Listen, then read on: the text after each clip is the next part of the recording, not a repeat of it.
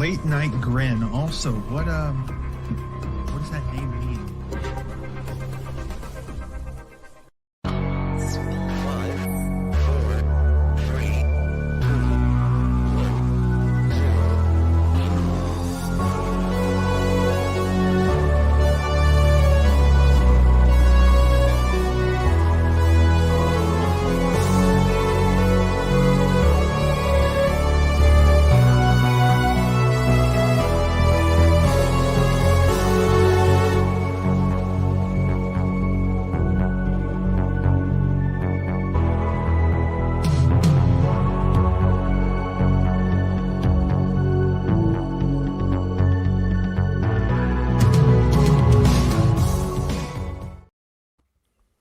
We are here, folks. We are locked in. We are ready to go. A very special Thursday edition of the Late Night Grin, preparing the world for next week's TNA on AMC premiere.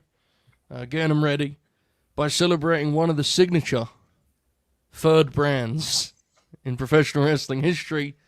ECW, I believe yesterday, marked 25 years since the final show. I believe was yesterday, which is quite remarkable. And tonight we will be celebrating the history, the memories of ECW with a fantasy draft, because of course we will. That's how we do things around these parts. Expert panel. As always, Buster, how are you? I'm good. Slightly tired. I tweeted this earlier, but I recognize I'm at a disadvantage here. Yep. I'm not fucking old.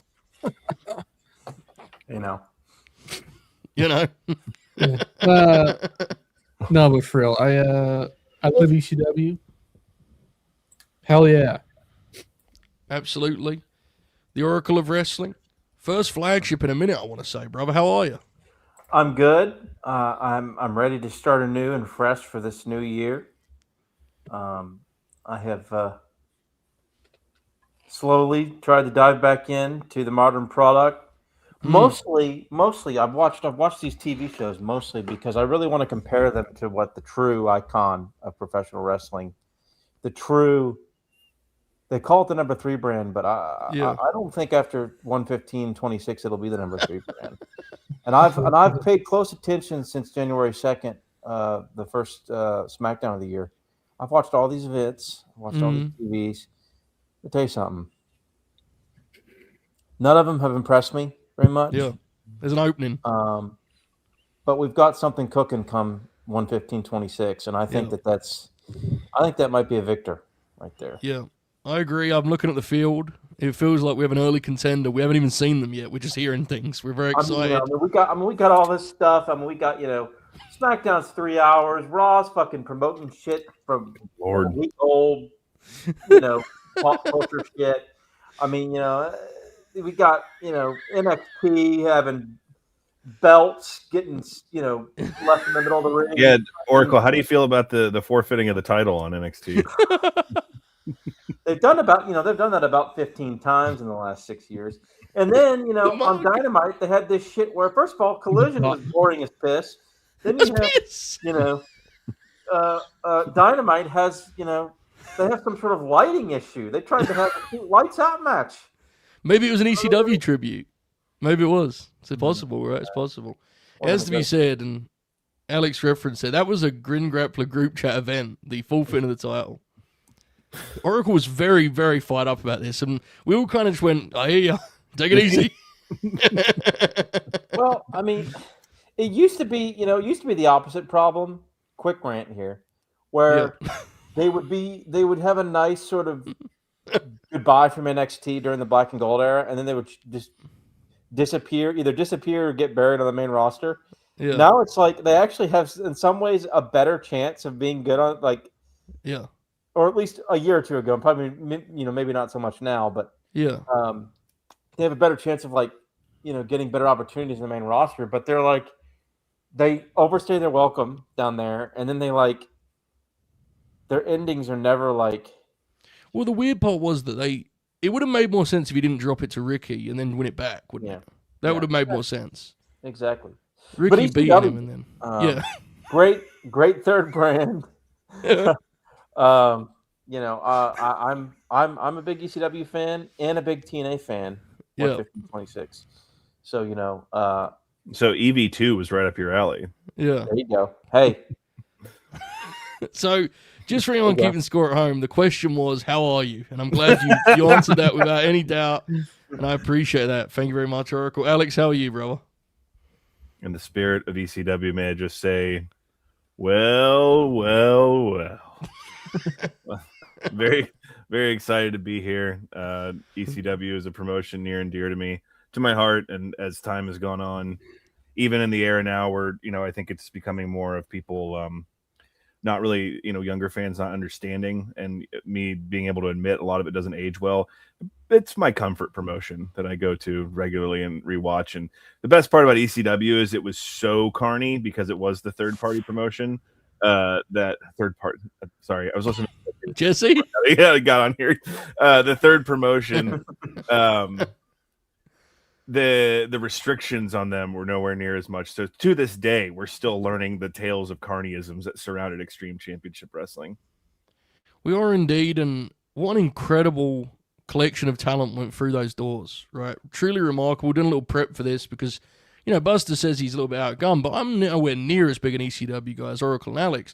I had a little bit of research to prepare. Some of the names you forget worked ECW, right? I mean, it's quite extraordinary. One of the things I was saying to the lads before we went live here, one of the challenges with tonight's draft, obviously, once we're done drafting, I'm going to let you guys vote on the rosters. The challenging balancing act.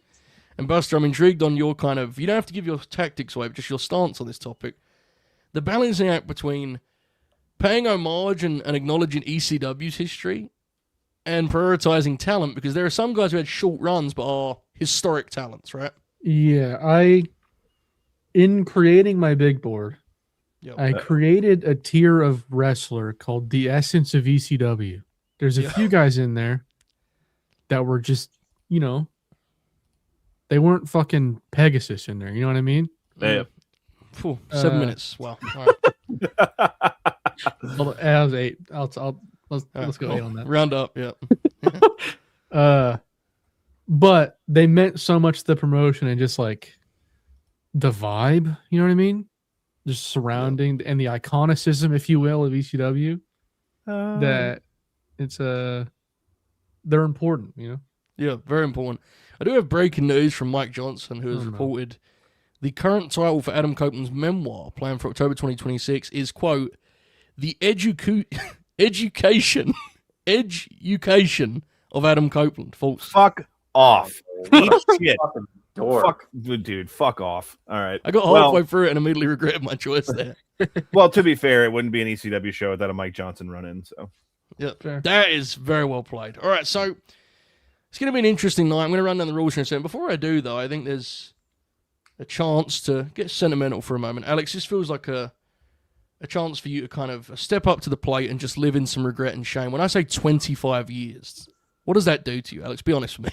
brother, I was checking ECW wrestling. It was just ecwrestling.com every day up until they announced that Living Dangerously had been canceled. So, like, I remember just living. My parents weren't going to buy me anything. My dad would not buy me anything except the Big Four. So, of course, they're not going to buy me an ECW pay-per-view. But back in the days of, I'm sure people in the chat can remember. The just cable boxes, or before like cable boxes, when you had standard cable, you could still listen to the feed. You just couldn't see it. It was all scrambled and shit. So like all through 2000, maybe late 99 with ECW, my thing was, I remember makes me feel older than saying 25 years ago is that the way I first learned of the promotion and like kept up with it was through fucking like PWI and shit. Like I would go to the pharmacy in Waterville, Ohio, and see pictures of Tommy Dreamer and New Jack just bleeding, like to the point where it like scared me. Like that was kind of the deal with ECW originally, was I was like afraid of it. But anyway, I'm sorry I took your question in a different direction there. But yeah, 25 years ago that's a lot. And man, it's still like there's still a group of wrestlers that for that 25 years have just coasted off the fact that they're from ECW. And it's obviously, as we'll talk about more as we go throughout this, just it can't be understated the impact it had on the business. it's a really unique case, Oracle, right? Because, I don't think we're telling anyone anything new here, but I think because of the way it swelled in importance and significance post-demise, I think some young fans don't even realize how limited its reach was in real time, right? But they so outkicked their coverage in that regard. I think it's now just accepted as one of the, the major promotions in wrestling history, which I don't know if it really is necessarily, but that's the way it's accepted, right? Yeah, I mean, just from this is obviously just secondhand because Right. obviously my dad, my oldest brother were longtime fans before I started watching, so I kind of grew in through them. Grew into being a wrestling fan through them. My brother Dylan is a good example of ECW was definitely like a magazine thing, and you would just hear about it, or you might, I think he started high school in '95, so he started doing tape trading in '94, '95. So he would get I think he said he got Double Tables was the first one he got. I think Al Snow is a really good match on that show. Oh shit! There we go again. Anyways, but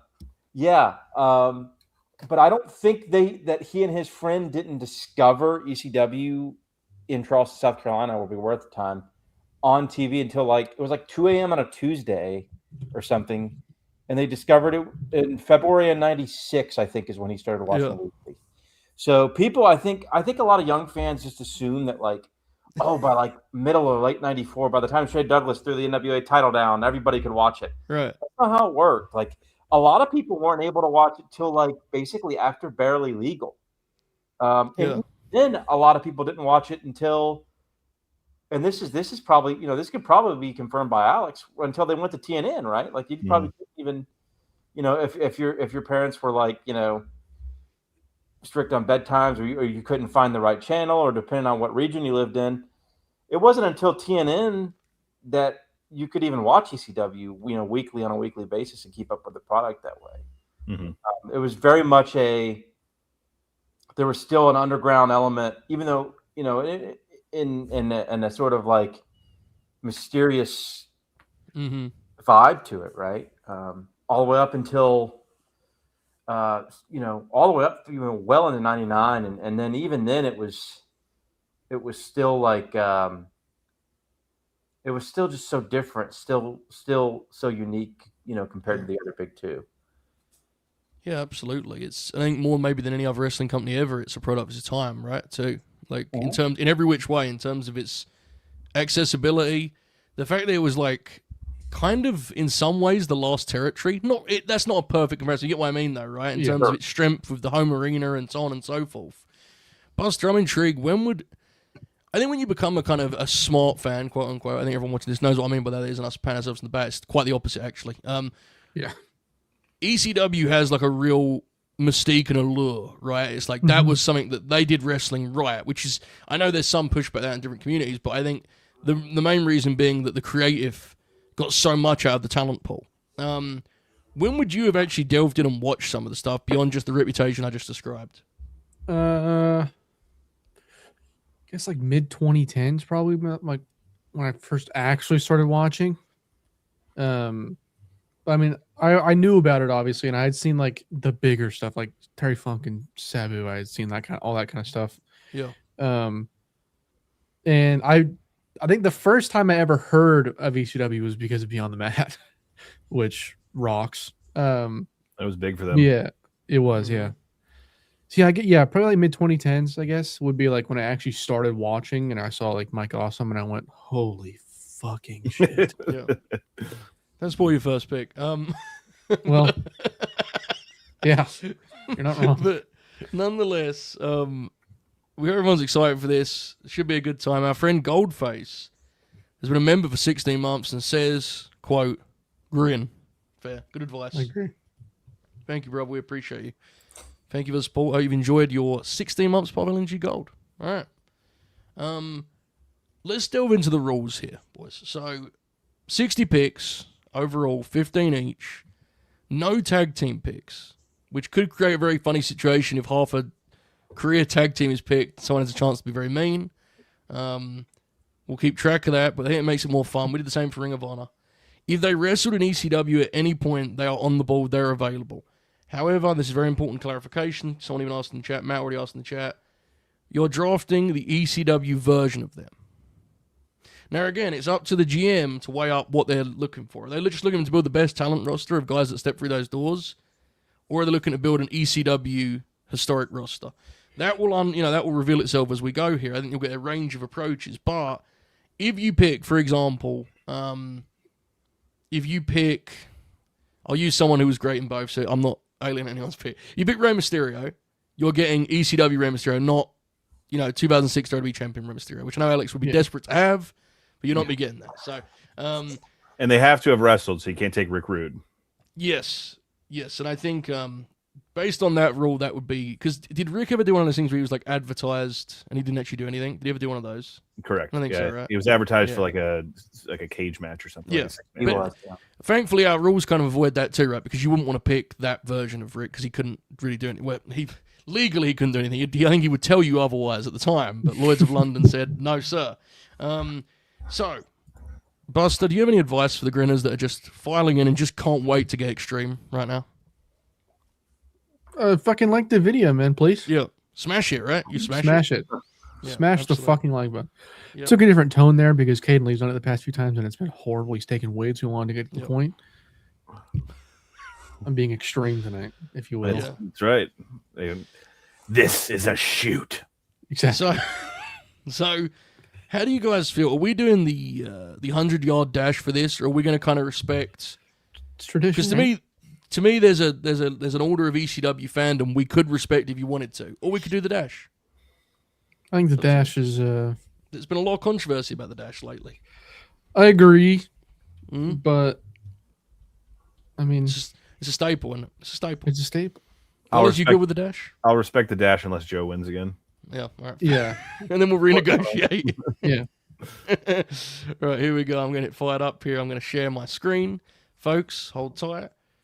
We have ourselves a blockbuster occasion ahead, and we're about to find out here who will be leading the way in today's draft. And away we go, boys, here. Coming up in seconds. I've got this coming off the screen so I can see what the hell's going on.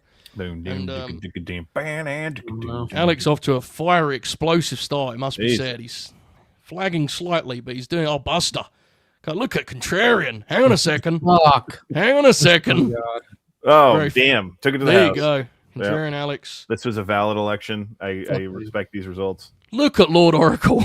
Oh, Jesus. Pick your legs up. Oh, fuck. You look at like me at work most days. Fucking Look at that. All right, defensive there you go. back that got an interception. All right. So, my question is, and I wanted to wait until we have the order because I didn't want to establish this and then get first pick and have more allegations of cheating. Do we want to do ECW draft snake or do we want to do it? That's the order we're sticking to. What do you think? Because I'm removing myself from this now because been a lot of allegations sent my way. A lot. What do you think, boys? I don't know. I mean, I'm cool with whatever, to be honest. Contrarian Alex, you got the first pick. Do you have any strong feelings? Would you like us to go snake order here? Or would you like to stand firm? You want to take the first pick? I'm easy on this. I'm more happy to defer. Yeah, What do you unless Oracle has an objection. I don't know. Now the chat's making me Chat's think. big on the snake. Yeah. Big on Yeah, the snake. we can do the snake. Yeah. You sure? Yeah. You didn't get bullied into it? No. Definitely not. Comments once again kicking my ass. So, All right. Yeah. All right. So, Oracle, that will mean that you'll have a double pick to close out this round, and it will swoop back and forth. Oracle's going to take Don Morocco and Tommy Cairo as his first two. Anything is possible. We need the lads. I want to stress this so there is accountability on the air for those of you watching. Everyone has to keep score of their own roster. That is pivotal. Yeah. Pivotal, I say. So please keep that in mind. After 15 picks, we will sell our roster, so to speak, and we'll go to a poll. Contrarian Alex, get a show on the road, brother. Mass transit. Let's see. Well, that counts. It does. A lot of options. Yeah, out of the gate, I'm looking at like 4 different names right now that I got to go with the true ECW pick. I'll take Sabu for my first one. Yeah. It's a strong pick. I have to ask you, Alex, is this a bad draft to win? Is this one of those ones where you'd rather let the field play out and then you attack? What do you think? Yeah, I don't, because I was going through just like racking my brain of all the people. Like at one point, I was structuring a roster that was going to be just solely to pop Oracle, but then I was like, no, I'm going to try it. We'll see. Sabu, obviously, one of the all-time. This is actually a perfect pick, I think, in fairness to Alex, because it's an ECW icon, but it's also a pick that talent-wise you're more than happy with, right? I don't think it's as big a kind of. How do I put this? Not as big a like benefactor of the system as some others are, maybe that will come up later. So I think it's a strong pick. Buster, I'm assuming he's on your big board. He was. Yeah, I mean, like, I think pretty easily the most influential wrestler in the history of ECW. Obviously, just like on the business in general, but like, yeah, yeah. I mean, like, I'll never forget seeing Sabu for the first time in that like the Hannibal mask and all that shit. It was like. Mm-hmm. Who the fuck is this guy? A genuine, like, I think because I was so unaware of what ECW was, I had kind of an authentic, like, seeing it in the magazine kind of experience where you're just like, what the fuck's going on down there? But it was 15 years after it stopped, so. I think in a lot of ways, especially because he was kind of the original attraction for that brand as it became extreme, quite literally, he's kind of the definitive ECW wrestler, I think, in a lot of ways. Now, he did things beyond that, and I think sometimes he gets lumped in with the other guys. I think some of his exploits in Japan deserve a little more credit, but a great pick. And I want to just note, look at the concentration on the Oracle of Wrestling's face right now. Look at the stoicism, the just severity on the man's face. He is ready to attack in mere moments here. We're going to see what he has up his sleeve in a couple picks. But first, I have to get my roster underway. I have to get rolling here. And I'm going to take a pick that meant a lot to ECW, but is, in my view, maybe the greatest wrestler ever. He is certainly older in Extreme Championship Wrestling, but he is always a good number one pick, no matter how old he is. Terry Funk is coming to Joe Albert Promotions. Terry Funk meant a ton to ECW. He was selfless in selfish times, dare I say, contrarian Alex. Yes. Thank Terry Funk for all he's done for this. Anyway, Terry, it's not hyperbolic to think that ECW may not have been what it was or wouldn't have been what it was without Terry's involvement. It made, and the difference is too, he wasn't a dude like a legend being there and doing stuff he couldn't anymore. He adapted his style, and some of his most memorable stuff for that reasons in ECW. He also kind of went a little bit insane, started, doing some crazy shit there and whatnot. But I mean, the promos, the one before Barely Legal at his dad's gravesite, and just like all the work he did there. I mean, I know Oracle would back me up on saying Terry Funk's probably the greatest professional wrestler of all time, and his run in ECW did a lot to kind of cement that, in my opinion. Like if you look back on the history of it. Absolutely. Oracle, kind of his home base, at least stateside in the 90s, right? It's where he was such a constant. It's where he truly reinvented his career there in the latter half of the 90s. Absolutely. And I think in a lot of ways solidified him as like, he was already a legend, but like it kind of timeless, right? Yeah, as a timeless legend. Yeah. Absolutely, Buster. I didn't see your reaction because I was too busy celebrating my own pick, but our friend in the chat said it crushed you. That pick crushed you was the word he used. Well, I let out a sigh. I don't know about crushed, but I would have liked to have Terry Funk hot take. But there is someone still on the ball, Buster, as you're up here for the third pick. Not really a surprise to anybody, I don't think. Maybe a reach, however, don't care. I'm going to take Mike Awesome. One of my favorite wrestlers of all time. Again, I saw him when I was like 15 and went, who the fuck is this guy? Why is he doing springboards? He's 6'5", or whatever he was. Very influential to just my taste as like a pro wrestling fan in general, and had some of the most iconic matches in the history of the promotion. Yep, I know this was one where this was a priority for you coming in, right? Mike Awesome, no matter what. And we immediately see a difference in tactics here. Buster going with a heart. Meanwhile, Contrarian Alex letting Shane Douglas just float around in danger. Not the first pick. Makes you think. Something to monitor here coming up. Mike Awesome Buster said himself, maybe a reach in some regards, but the Tanaka matches live forever. Alex, The fair to best part say. about Mike sorry, go Awesome is that you're watching, you're like, man, why is Mar from Home Alone out here doing fucking Yeah, fucking yeah, Mars on the gas. rules? Yeah. Yeah.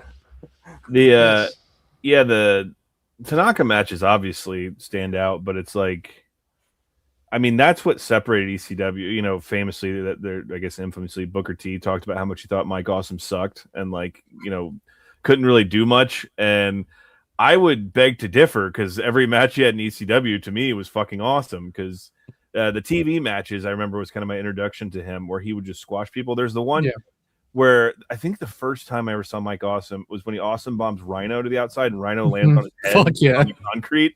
And I was Imagine just like 8 minutes or some shit. Dude, oh yeah, it's so awesome. Awesome. Yeah.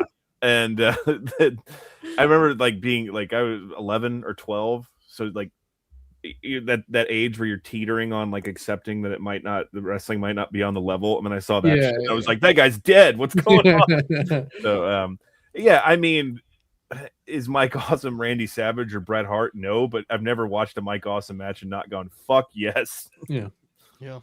Here we go. This could be explosive, what we're headed to here. Before we get there, our friend John Burr said, gifting Oracle with the win with 2 straight reaches before he gets the hot corner picks. This could get ugly. John, I know you've seen Oracle in one of these drafts before, but this could be an adventure indeed for reasons you can't even imagine. With that in mind, the Oracle of Wrestling. Thank you, John. The Oracle of Wrestling, you're up. I got 2 And picks, right? You have 2 picks. Let's go one at a time. And I hope we get that signature stare up throughout, the stare to the sky, as we see what comes to the Oracle. What you got? I think it's really important to get someone who was pivotal to the weekly TV. Okay. ECW, someone who could really get the crowd going. Yep. Who could really take some nasty bumps. Yeah. And could in his own unique way cut a promo, and that would be JT Smith, who is my number 1 pick. Of course, the creator of the FBI, and my number 2 pick will be, of course, his cousin. I believe is what he referenced. Alex, you could correct me on that if I'm wrong. I believe his cousin was little Guido. Would be my second pick. So They were all paisans. I had a sense it would be explosive, and it sure was. The Oracle of Wrestling making a firm stand as to his goal. It speaks volumes about the Oracle of Wrestling that I couldn't be less surprised, which is remarkable. We don't tweet the results of these drafts, but if we did, could you imagine the confusion? But he's followed his heart on this. Alex, what do you make of that? I mean, that was explosive start from the Oracle of Wrestling. That was. I think we're just building he might have done the research to find every wrestler that was in the FBI, and he's trying to piece that together as the evening progresses. Just in case there's any youngsters on here or anyone that's just not familiar, go watch old JT Smith matches, because that dude would just like kill himself in the ring, man. He would he was a big dude, and he wasn't particularly graceful at all. So everything just looked disgusting when he took like these nasty bumps and like falls off the top rope and shit. So, but no, I every time we do one of these, I have a newfound appreciation for the Oracle of Wrestling. Yeah. And let's be clear, Beast picks. Let's be clear. Oh, yeah. Picks. First pick is where the controversy may lie. We'll leave ESPN to decide that. John immediately has followed up and said, with great vengeance and furious anger, I rescind my previous super chat. I had a feeling you would. Thank you, John. Appreciate you, brother. Wow. Buster, I'm going to assume that didn't shift your big board too much. No, I mean, Guido's gone. That sucks. Yep. I am one of the youngsters Alex was mentioning. I've never seen a JT Smith match. I apologize. I'll change that. Now's the time, baby. You know, have homework. Actually, number 1 pick. One of his more famous, like, just horrific bumps was he wrestled Mike Awesome in like Oracle. That was like 92 or 93. That was like an original ECW arena show. Yeah. But basically what happens is Awesome does the top rope, like the suicide dive, and the guardrail's too close to the ring, so he just lands on JT Smith, who just he gets bent back over the guardrail with all of Mike Awesome's weight. Yeah. It looks It was like horrifying. you may have seen that clip somewhere. Yeah, that clip goes around often. Absolutely. Let's smash the like button for Guido, folks. All right, Buster, you're up. I'm torn between two guys here. Yeah, there's a natural pick that's on the board for you. I think you would agree, right? I don't In know, terms I don't of know. to rival your first pick, I just mean, you know. Well, yeah, but Yeah, you don't want to pigeonhole yourself. I'll wait on that. I don't want to win bootlicker of the year next year or this year. I think I'm gonna. There's not really much to say about this guy, to be totally honest. It's kind of self-explanatory. I'm gonna take Rob Van Dam. Yeah. Yeah. Feels like a like- steal at this point in the game, to be honest with you. Agreed. Yeah. Yeah, I mean, yeah. Literally, my note here says not much to say really, comma. It's fucking RVD. For your sake, let's hope he stays healthy so you can do the RVD Mike Awesome match. Yeah, Yes. please. That we never got. Absolutely. Yeah. Alex, I want to talk about that term. That's got to be a blow, right? Yeah. I mean, Van Dam, that was a guy that the first time I saw him wrestle was like seeing new colors for the first time. Yeah, And I think we talked about this previously. We'd agree, not the most famous ECW wrestler, but the guy who had the most prosperous career after ECW, correct? yeah. Yeah. I mean, Barbara, if Who he's else- watching, you know. But yeah, Who else is actually in that category though? it's I mean, it's Tommy RVD. Dreamer spoke in TNA. Yeah, well, we don't need to get into that. All that perspective. I think RVD's got to be clear, right? He's got to be like clear one seed, I think. Because anyone else you can say that reached the level he did, like Austin or Foley, they had like they were someone Oh, before yeah. coming into ECW, you know, Right. and then they just used that. For as some like- reason, I was thinking like after ECW was gone, Austin That- was on the mind. But even he was still Stunning Steve by the time he showed up there. Yeah. But RVD, Yeah. But yeah, if you've never watched Rob Van Dam wrestle on an ECW show in 1999, be sure you find the original version of it with the original audio for the sake of Walk, Yes. the shitty cover from Pantera. But yeah, he was. You watch that dude, and he's the coolest dude who's ever lived for some of those matches, man. Absolutely. It's a great pick. It is a great pick, Buster. Got yourself a fresh match they never got to. They're on top of your card, which I appreciate very much. And we discussed before that kind of balancing act, ECW run versus talent and skill. I'm going to take someone who had an incredible ECW run. Wasn't necessarily featured as the top guy, but was actually the highlight, I think, of ECW's remaining couple years in business. And one of my personal favorites, recent Grin Grappler star, Yoshihiro Tajiri, is coming to Team Well done. Holbert here. Thank you very much, Oracle. What a great pro wrestler.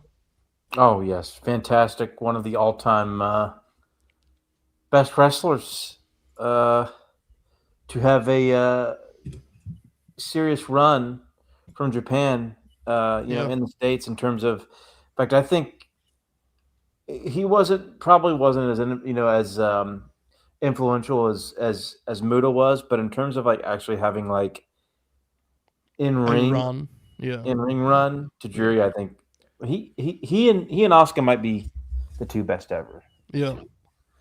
They teamed up some, didn't they, Alex? Isn't that the thing that happened in Japan? A little bit of Tajiri, Asuka.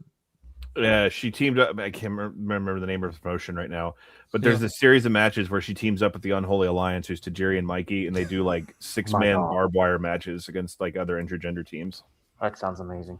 Fascinating. Absolutely fascinating. Buster, we had a lot of time to talk about Tajiri on Grin Grappler, but again, some would argue a reach, but just skill-wise, talent-wise. Yeah. Amazing.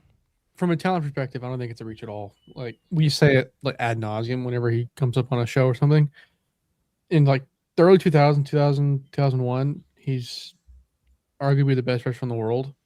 I think he's got to be up there in terms of wrestlers that like transform themselves in ECW to something that was like True. Yeah. just you did not see it coming. Like the cool factor that he had is just when you watch his earlier stuff, it's like he's good, obviously, when he's blue trunks. But more here, dry. but it's Yeah. God, it's not even close to how he would end up being, Japanese buzzsaw. It's wild. Absolutely. And it should be noted, this is actually Io Sky is now on that list, Oracle, right? It's Oh most yeah, certainly. Yeah. That's a great shout. At this point she's close if She's not close. hasn't already. Yeah. She's probably at the level of Oscar now in terms of. She's probably more over now than Asuka's been because of how much Yes. hotter the. But Yeah. I think we both just go, Asuka's longevity will wait a little bit, right? We both want to just let it play out. But yeah, Io's been a sensation, absolutely. She's one of the few bright spots of the World Wrestling Federation right She's now. amazing. And the reaction she gets. They had that tag match on Monday, and the crowd, all they wanted to see was Io. They just were chanting Io the whole time to get the hot tag. It was something. The only person who was over the whole freaking. Yeah, it was a cold TV that crowd wasn't it? It was a quiet crowd. And they were only it. hot for that, and then a little bit in the finishing stretch in the main, and that was it. Yes, absolutely. How about that pile driver, Oracle? Oh God, he tried his absolute best. Come on, buddy. He tried his absolute best, bro. He died in there multiple times getting that match out of young Braun. I believe he tried his best. Yes. What is the thing Brett said? Was brutal. What was the thing Brett said about Goldberg? It's like wrestling a gorilla. Yeah. That's what it felt like at time. All right, nonetheless, Tajiri is on my squad. Katria and Alex Shevis have a double pick. Where are we starting, mate? Yeah. So another Grin Grappler alum on this one. I was thinking about it, and with the exception of a couple things, now this might, in my opinion, be the best sustained run he had as a professional wrestler, and that's very high praise because he's a very famous one. Mick Foley, his run as Cactus Jack in ECW. Some incredible work. Maybe the match catalog quality-wise isn't there with his 98 to 2000 in WWF, but I mean, there's some fun matches in there, and obviously his interviews during that time period were pretty fantastic. And then also, it took me a long time to appreciate the gimmick of the just wanting to do technical wrestling to piss off the crowd. I don't know if any of y'all see. There's that match in Buffalo where he has a guy in a headlock for legitimately 7 minutes, and the crowd just is getting so restless. And then also he got those airbrush shirts done to show his endorsement of WCW. It had I think it was the Faces of Fear on it, and then on the back it said WCW. Is so good. So yeah, obviously someone who's been in headlines recently, and I'll just say thumbs up to Foley for that. And then yes, he will be my number 2 pick on my ECW draft. It's amazing too what you described there of the kind of meta wrestling like a TV wrestler, quote unquote, to get heat with ECW wins. That's kind of wild to do now. In the mid-90s, that was an insane play from Mick Foley. Oracle, I remember when we did Historical Oracle, every single month there would be 10 minutes dedicated to Cactus's latest promos. He was just having so much fun with the creativity, right? It was a special time in his career, Oracle. Yeah. Oh, yeah, for sure. Just those promos he cut in 95 are legitimately maybe the best ever. Amazing stuff. Amazing stuff. That's the stuff that always sticks out with me are just those promos. Just that heel work, including that match that Alex referenced, is just that's I actually think that's his magnum opus of his career, actually. Mm-hmm. Overall, again, the match quality, it maybe isn't quite as high, but in terms of overall as a wrestler and performer, that's his peak. Yeah. And to be clear, there is some crazy shit in there too. There's that match where Terry Funk brands him with the flaming branding iron, and absolutely, yeah. And there's that one match that Sabu tries to break a shoot beer bottle over his head, and it takes about 7 whacks for it to go off. And so yeah, there's some fun stuff in there. Before we get to Alex's next pick, we have some pretty colourful commentary here from John, who's back again and says, the House clans, that's his words, not mine, incessant Tajiri, again, his words, not mine, knob polishing. It was a good pro wrestling only bald bit, but saying his run is better than Muta is as arse backwards as the JT Smith guardrail bump of doom. Is John a big Muto guy? We could have some fun with this. I'm all in on John's this. showing his age a little bit there.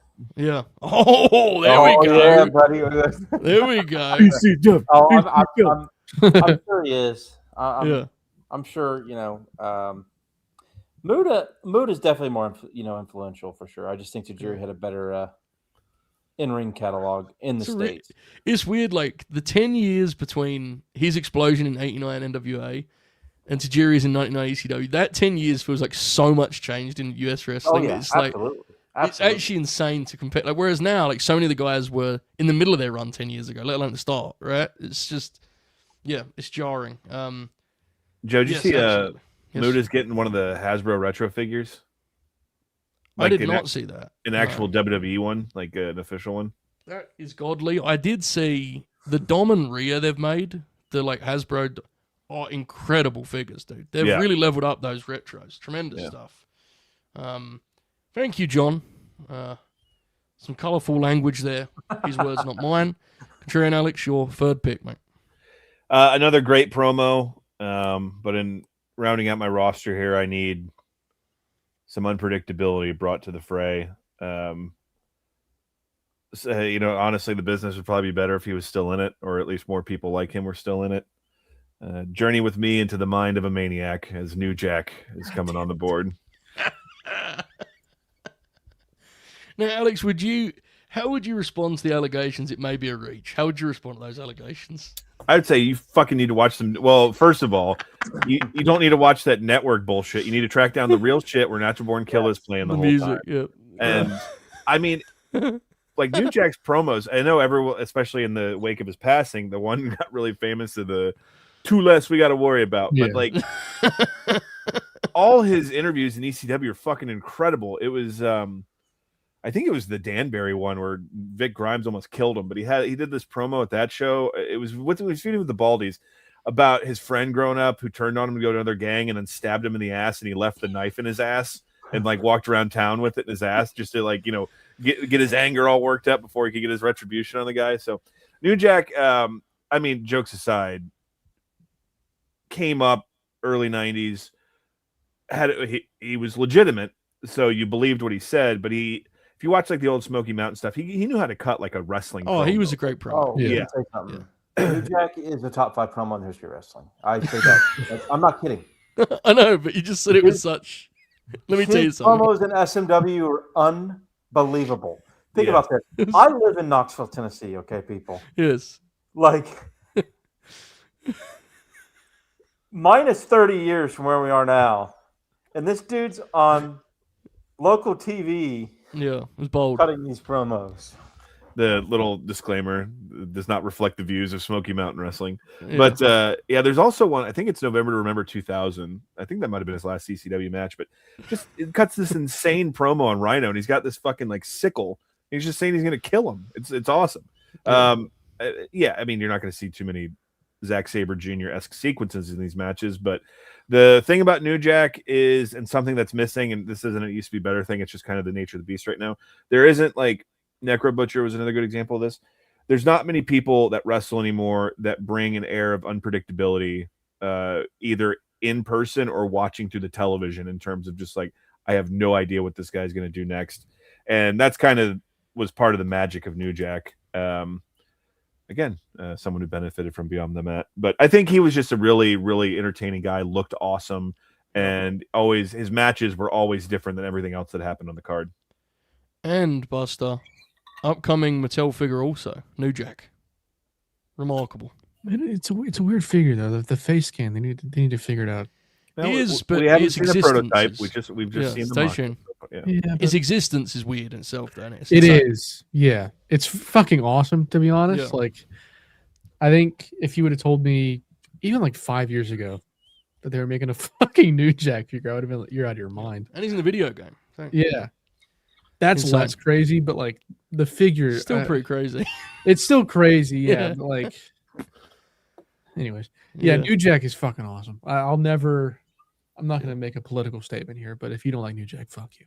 You know what I mean? Oracle set his take up with like an almost LA Knight-esque. Let me tell you something. Like he was. Let Like he me was about talk to to check- you. Exactly, yeah. My next pick, I think this might be somewhat controversial. Again, I think there's going to be some reach allegations on ESPN in the morning. A guy who, when I looked at the... Nothing. No, I'm not being Demolenko, no. When I looked at the big board, I thought there was groups of wrestlers that in terms of like style or genre, so to speak, there's a little bit of overlap. There's one guy who I thought was a little bit of an exception to that. He's someone who had a major career before ECW, but I always felt somewhat flattered to deceive. And I am a huge proponent of his ECW work. I think he really was perfectly suited in the perfect place at the right time to produce some of his best work. I'm going to go with Bam Bam Bigelow. Nice. Fuck. Who in ECW, unfortunately, actually turned in really the last significant work of his career. Yeah, for sure. Because WCW, like, he comes in with a lot of steam, Oracle, right? And they do the Goldberg stuff, and then it's like the Goldberg it's over feud before you know it. Awesome, and then the match is just kind of fine, but Yeah. And then by 2000, I mean, a lot of guys by 2000 are done, but it's over. People always forget he wrestled on the last Nitro, and he was in a sad state at that point in time, man. Yeah. Absolutely. Obviously a tragic figure in that regard. Declined rapidly. Had some, battles outside of the ring. But I think, even when I mentioned him kind of flattering to deceive at times, I think he did suffer from the comparison to Vader, right? No question. And he didn't always have the sort of crunching offense that the big Leon did. But, I mean, obviously, unbelievably gifted athletically. And when he was on. And some of the stuff like Van Damme in particular, they did some fabulous stuff. I thought the Taz stuff I like quite a bit. So Taz is good. Yeah. I think, like, the Spike Dudley match is awesome. I was literally just about to say, like, the visual to me that, like, symbolizes ECW and, like, it's the relationship that the fans had with the promotion is when Bam Bam throws Spike into the crowd and they, like, raise him up. They catch him and they raise him. That's so fucking sick. But, like, that to me is only something that, like, could have happened in ECW because those fans were so passionate about the brand. Yeah, and I may be off base here, and obviously Awesome's already gone a bigger guy, but there's not a ton of, like, true heavyweights in the, like super heavyweights, I should say. Yeah. In terms of push guys in ECW history, I don't think. So, there's one that might come up. It'll be interesting. I'm probably forgetting someone obvious, but, yeah, that's a very different kind of pick, right? I was thinking who, and then that makes sense, yeah. Nonetheless, happy to get Big Bam Bam on the squad. Buster, you're up. Okay. What sucks is that I was going to take Bam Bam and I had a really funny line about him carrying this guy to a good match, but I think I'm just going to have to take him now.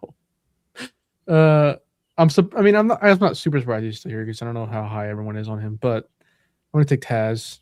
The little fella. Yeah, I was going to say the little guy. Jesus. Taz is a great pick, I think. In terms of like ECW, he's one of the coolest wrestlers of all time. He's one of the coolest wrestlers. Look, how he carried himself. Yes, a definitive ECW wrestler. Yeah, the Sabu stuff, obviously. That brother in his run had one of the all-time tans in wrestling. So much so that when I found out he wasn't at least half black, I was like, what? Yeah. There is a great article. I told y'all about this one time, and like in the New York or something, where it said something about like an African American wrestler, Peter's Inertia. Old Uncle Pete. Yeah. It's a great pick. Jokes aside, Oracle. We've talked about this. Taz, in particular, the presentation, the aura, right? The way he was presented. Yeah. Man, Taz was like his heel turn at November to November '95 is like one of the coolest things ever, and he gets on the mic and cusses everybody out, and it's fucking awesome. Because I think it's in Rise and Fall of ECW where he talks about how he didn't really want to do promos, or whatever. He wasn't comfortable with it, so he just decided to cuss because that's all. But like it actually like really worked out well for him, and like the environment and the sort of ECW style of him like in his fucking dojo and shit, like talking about how he's gonna choke people out, and I don't know. He was like the coolest wrestler. He was like Mike Tyson, wasn't he? Yes. It was that, but also like Joe, I think you've seen enough of his old entrances and stuff. They definitely were lending some things from the UFC, a little bit of the Gracie train action with Team Taz and whatnot. Yeah. But it should be said, we mentioned earlier guys that went on to really prosperous careers post ECW. Hey, he didn't do it in the ring, but let's be real. Taz is on that list. I mean, Taz has been a paid television announcer for over the last 25 years. What would that be, like 15 of them? Maybe more than that, I think, even. Yeah, so he left TNA in 2015 and comes to AEW in 2019. Other than that, he's worked the whole time, I think. So he's done great, and I think so much so that a lot of fans just know him as the funny announcer who says Jones a lot now. Right? Yeah. So There's some Yeah, people you could show what he was as a wrestler, and they would be astonished. That's like, that what he was. Yeah. Yep, I absolutely agree. The Oracle of Wrestling. Double pick. We hit it first, mate. Every year on New Year's Eve, when the ball drops, Frank Sinatra plays New York, New York. Yep. And when he passed away in 1998, these two men, I'll pick one, then followed by the other. Yep. First I'll pick is the Don Tommy Rich. Yep. I had a feeling you would, yeah. Wonderful tribute. Two old blue eyes. Followed by my fourth pick, which will be Tracy Smothers. Oh, yeah. From Nashville, Italy.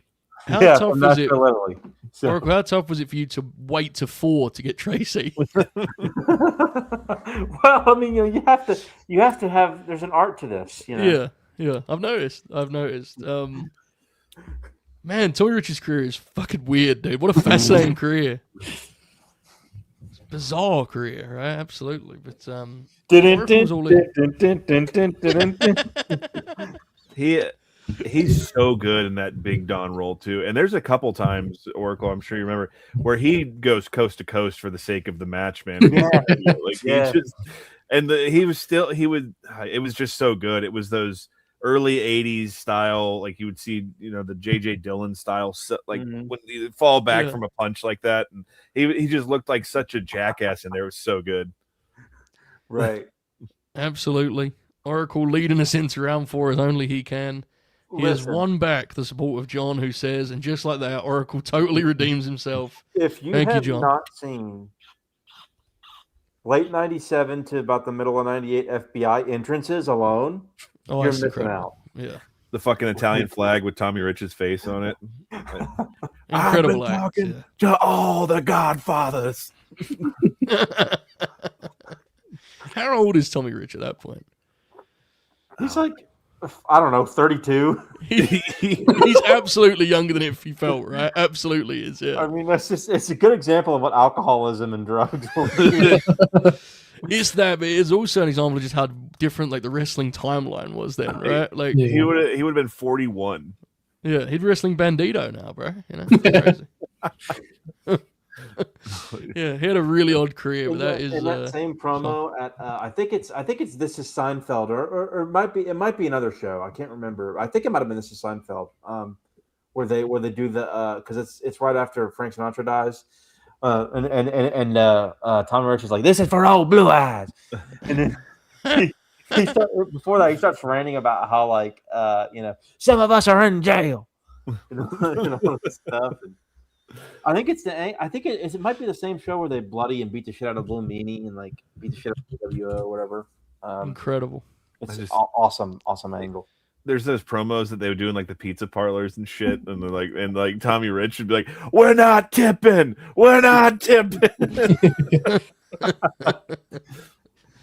Tremendous stuff from the Oracle of Wrestling. Buster, where you headed to next?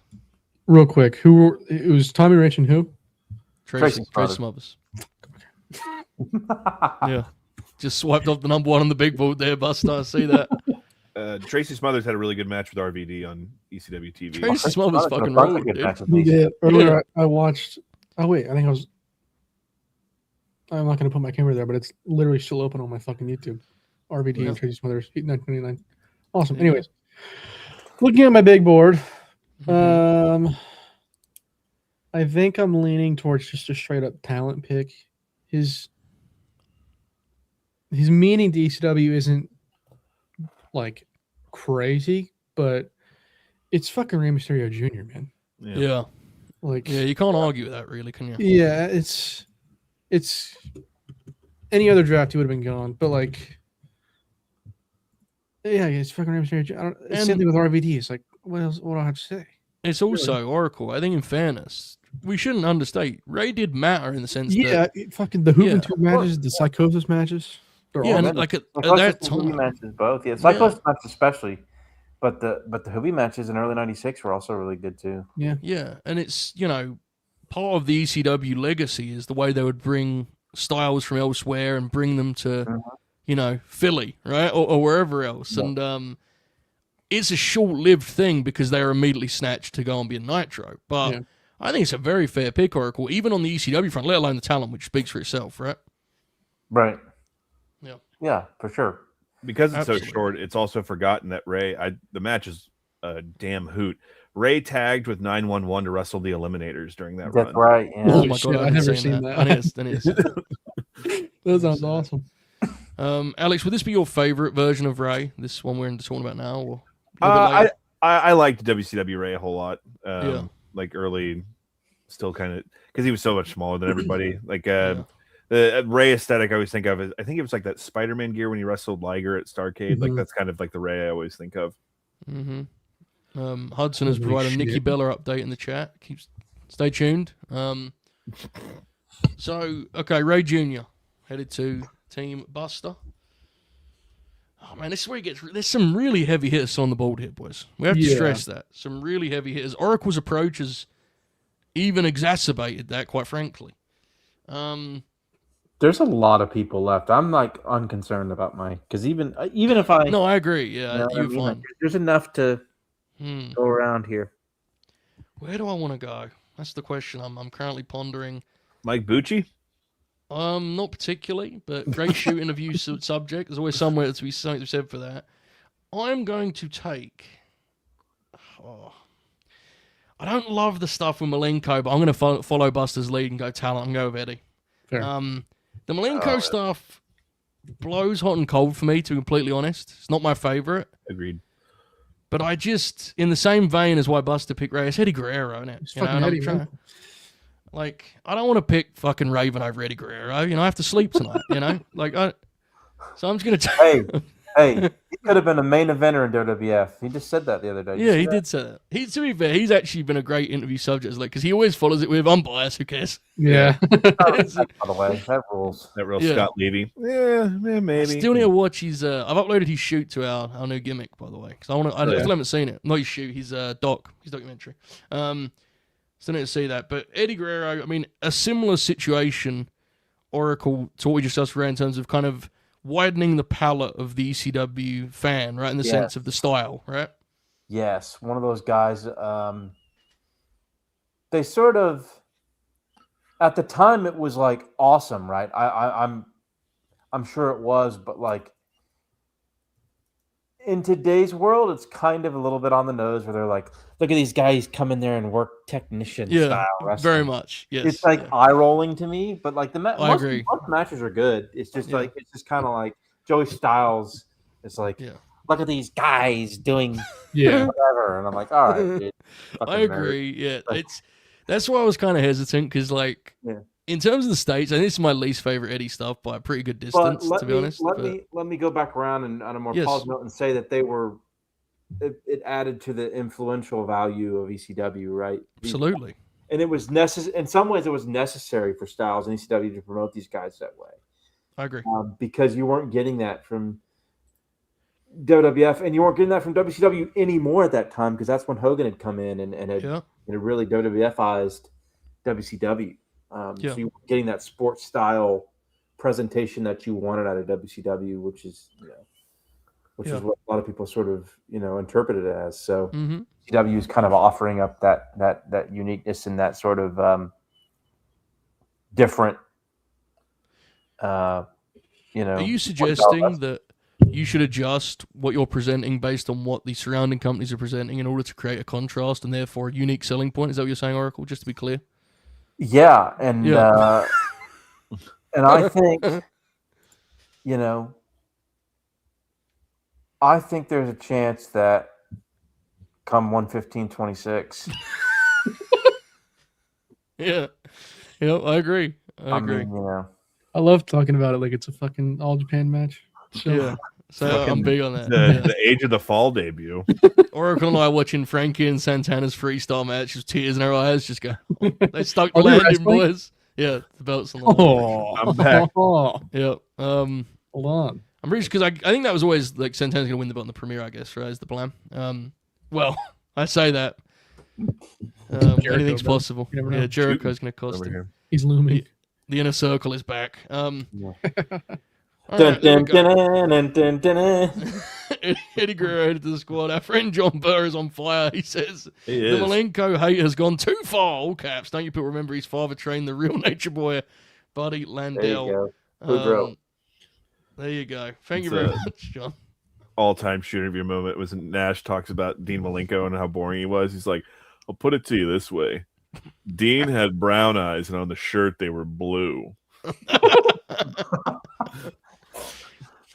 also Tremendous. took out of his own pen attempts. I'll never. That ruined it for me. When fucking LP on PWO pointed that out like 12 years ago, I can't not see it now. Yeah, fairs. Alex, you guys have a double pick. Where we headed to first? I do, and I've had some fun, so now it's time for a definitive twosome of straight-up contrarian Alex action here. I'll start here with without question, my favorite run of a personal favorite, near and dear to me. ECW Sid is a god amongst professional wrestlers. And so ECW Sid is pick number 4 for myself. This dude said, I've had my fun. Now I pick Sid. I mean, you can't. It's Sid, isn't it? I mean, come on. Yeah. We've discussed this at length. Sid fucking ruled. Yeah, and he could swear and, just Yeah. throw people through tables. Yep. A guy who might come up, people always forget he also just killed Steve Corino in New York, gave him He did. 3 power bombs or whatever. And then, I mean, come on, you need a world champion in your promotion. So mom and dad, Shane Douglas and Francine are coming to the team. Oh, There he is, folks. You couldn't let him stay there any longer, could you? You could. I was getting nervous that there was going to be some spiteful pick action out there. Yeah. Cut the fucking music.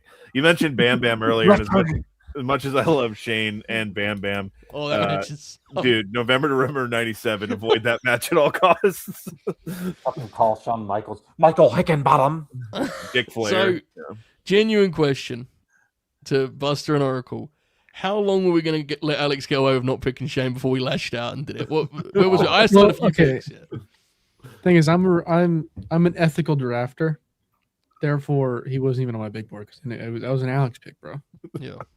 Beautiful. Yeah, fair. That's fair. Very, very fair. All right, there you go. There you go, folks. Oracle, how you feeling right now? Shane Douglas off the board. I'm okay. I'm doing okay. I'm doing okay. Fairs. All right. Damn. Some interesting names out there, fellas. Some very interesting names. Contrarian Alex with a big Sid, Shane Douglas 1-2 punch. Francine alongside Shane, of course. We have the photo still, Buster. I don't know if we do. Yes. Oh, there we go. This, of course, is when Francine and Shane took a photo with famous wrestling star Contrarian Alex of the Righteous. There he is, looking great. 1:15:26. All right. I like my squad a lot, but I don't think it's. I think I need it to be a little bit more ECW. And with that, I need to pick between a handful of guys. And I'm not going to pick the best wrestler of those guys. I'm going to pick the one that I like the most. That I most want to see in there with my squad. I'm going to take an ECW icon who recently was the centerpiece of Grin Grappler. I'm going to take the Sandman. I think there are probably smarter picks. But man, I don't know. I think I needed some ECW on the damn board. And if I'm going ECW, give me Hack. Because Sabu's already gone. Van Dam's already gone. And that can I do want wonders Sandman. for your the enticing voters, because like we talked about, who's more beloved than the Sandman these days? Yeah. So I think that's a good pick. And yeah, you get the entrance and everything, the definitive ECW entrance. Right. I mean, I think I'm looking at, Funk, Tajiri, Bam Bam, and Eddie, all meant to differing levels, obviously, very different levels, things he's doing. But Sandman's a guy who his run is ECW, right? That's the thing that he's known for. So yeah, we're going to be entering Sandman here into the Joel Promotions roster. Buster, another one that we had a chance to talk about recently on Grin Grappler. But little later in the game than probably would go on just ECW run, right? But certainly one of the definitive ECW characters. Without a doubt, he was one of the essence of ECW guys I was talking about earlier. Not that he didn't have insane matches, and the Cactus Jack matches, obviously the Sabu matches are like awesome. Yep. But maybe more so than any other wrestler is like only a wrestler that could succeed in ECW. I think. I would agree, and he also has appeared on this very platform. All right, Joey, Bobby, and the Oracle. Dude, you're asking me a hard question here. Like the favorite or the ones that got me over the most. So, I don't know. Stairway to Hell with Sabu. That might have been ladders, tables, and chairs. Funk Out of the Box. Check that one out when I pulled him out of the box. Fucking, I don't know. Against Cactus. And then probably Cactus barbed wire match because I always wanted to do a barbed wire match with Cactus. Peace, bitches. You might just make it. Dude, he's... My favorite's the music or like whatever that's Yes. playing in the background of the TV. I also like that he immediately is like, God, what a hard question. What's the need for this? You know? Like, Yeah. just immediately pushes back on the question. No need for it. Tremendous stuff there. That was the work of Contrarian Alex, of course, for our recent Grin Grappler program. He seemed quite insulted by the idea of the Oracle of Wrestling. The idea of such a thing, it seemed to really irritate him. Pissed them off. Bro. It did. Awesome. It's quite the deal. So that's my fifth pick. Buster, what about you, mate? I feel like there's a figure out there that we're all. His role in ECW is very important. There's a few of them. Yeah, but I feel like there may be just one that we're all like, this guy really. Well, I mean, I'm looking at another name. I don't know. Anyways, was that a bit or was that a sincere confusion? no, it was. I was thinking of fucking Tommy Dreamer. Yeah, you were thinking of fucking him. Whoa. Well, that's never crossed my mind. Yeah. Hey, Yeah. Tommy Dreamer's hardcore, brother. He'll He take some is vote. innovator of violence, Yep. maybe even. Fucking, I'm gonna take him. Whatever. He, obviously meant a lot to the promotion. Was very over for some reason. Yeah. The Raven stuff is all right. I actually, the Tommy Dreamer's I'm one sorry. where Dreamer's one where the pendulum has swung so far Yeah, that I now feel pro Tommy. Weirdly, which I don't I'm know already about that. comfortable with. I don't know Yeah, if I'll well, ever be pro Tommy. However, yeah. his impact on ECW and the love that the fans have for him cannot go understated. Yeah, he's absolutely one of the definitive ECW Yeah. guys. 100%, no question. I did a Yeah. bit. I mean, it, may have backfired on me because I just went, this guy fucking sucks. I'm going to take him. But Yeah. genuinely, Yeah. a very important wrestler for ECW. How do we funny is think? that he became an office worker in the WWF? It's so weird Dude, to me. You remember Nova's stories where he would go around like stapling stuff into his head and walking around the office just popping himself, wondering why everyone was doing work and stuff? What a beast. Yeah, I don't know. I do think that it makes sense why he didn't work anywhere else. But Tommy Dreamer was like the Ricky Morton in terms of like sympathetic babyface for that Yeah. promotion, Yeah. and like it worked very well there. And I think the big thing, I think people celebrate the shit he did with CW Anderson, right? Because they had some really good matches. They had some good stuff. Yeah. Yeah. Their match at Guilty as Charged 01 was awesome. That was the last show. Was that the I Quit match? Yeah, Mhm. yeah, it was good stuff. What do you think, Oracle? Do you think the pendulum swung too far on old Tommy and he's now actually I like underrated? Tommy Dreamer. Yeah. I like Tommy Dreamer up until I don't know. 2012. Yeah, about that time. Yeah. Tommy Dreamer now with his hair and his midriff, I guess. Would be the nice With way his of putting hair. it. Oracle, is it you that agrees the Hardcore Heaven 97 match with Lawler is actually pretty fucking awesome? Oh yeah. Yeah.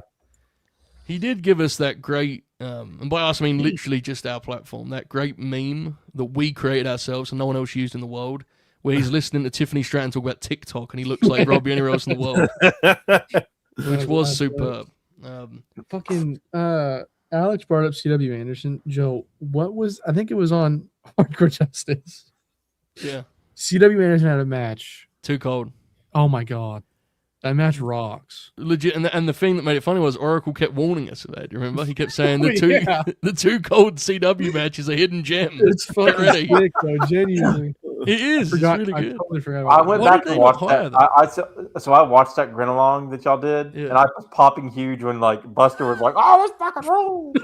Why didn't they hire them guys, dude? Like, why not? Right? Like, they just brought CW in recently in 2025. They brought him in, so fuck it. making things right. That was the Chinese CW Anderson incident when Manny It got was, very confused. yeah. Very, very confused. All right. No explanation. Just go to the Hardcore Justice Grin. We can't explain that. We haven't got that much time. I like the Tommy Dreamer pick, Buster. You should feel pride in it. He deserved to get drafted. Here he is, headed to Team Buster. Oracle.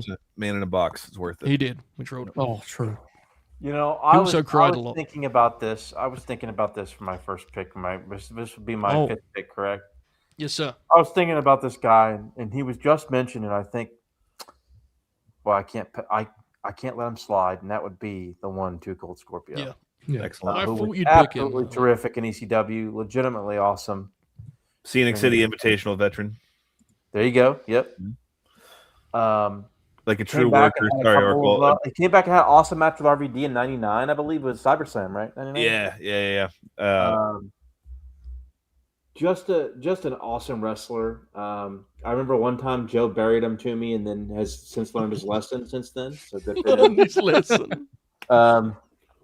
But great worker, one of my all-time favorites. Very, very happy to have him on the team.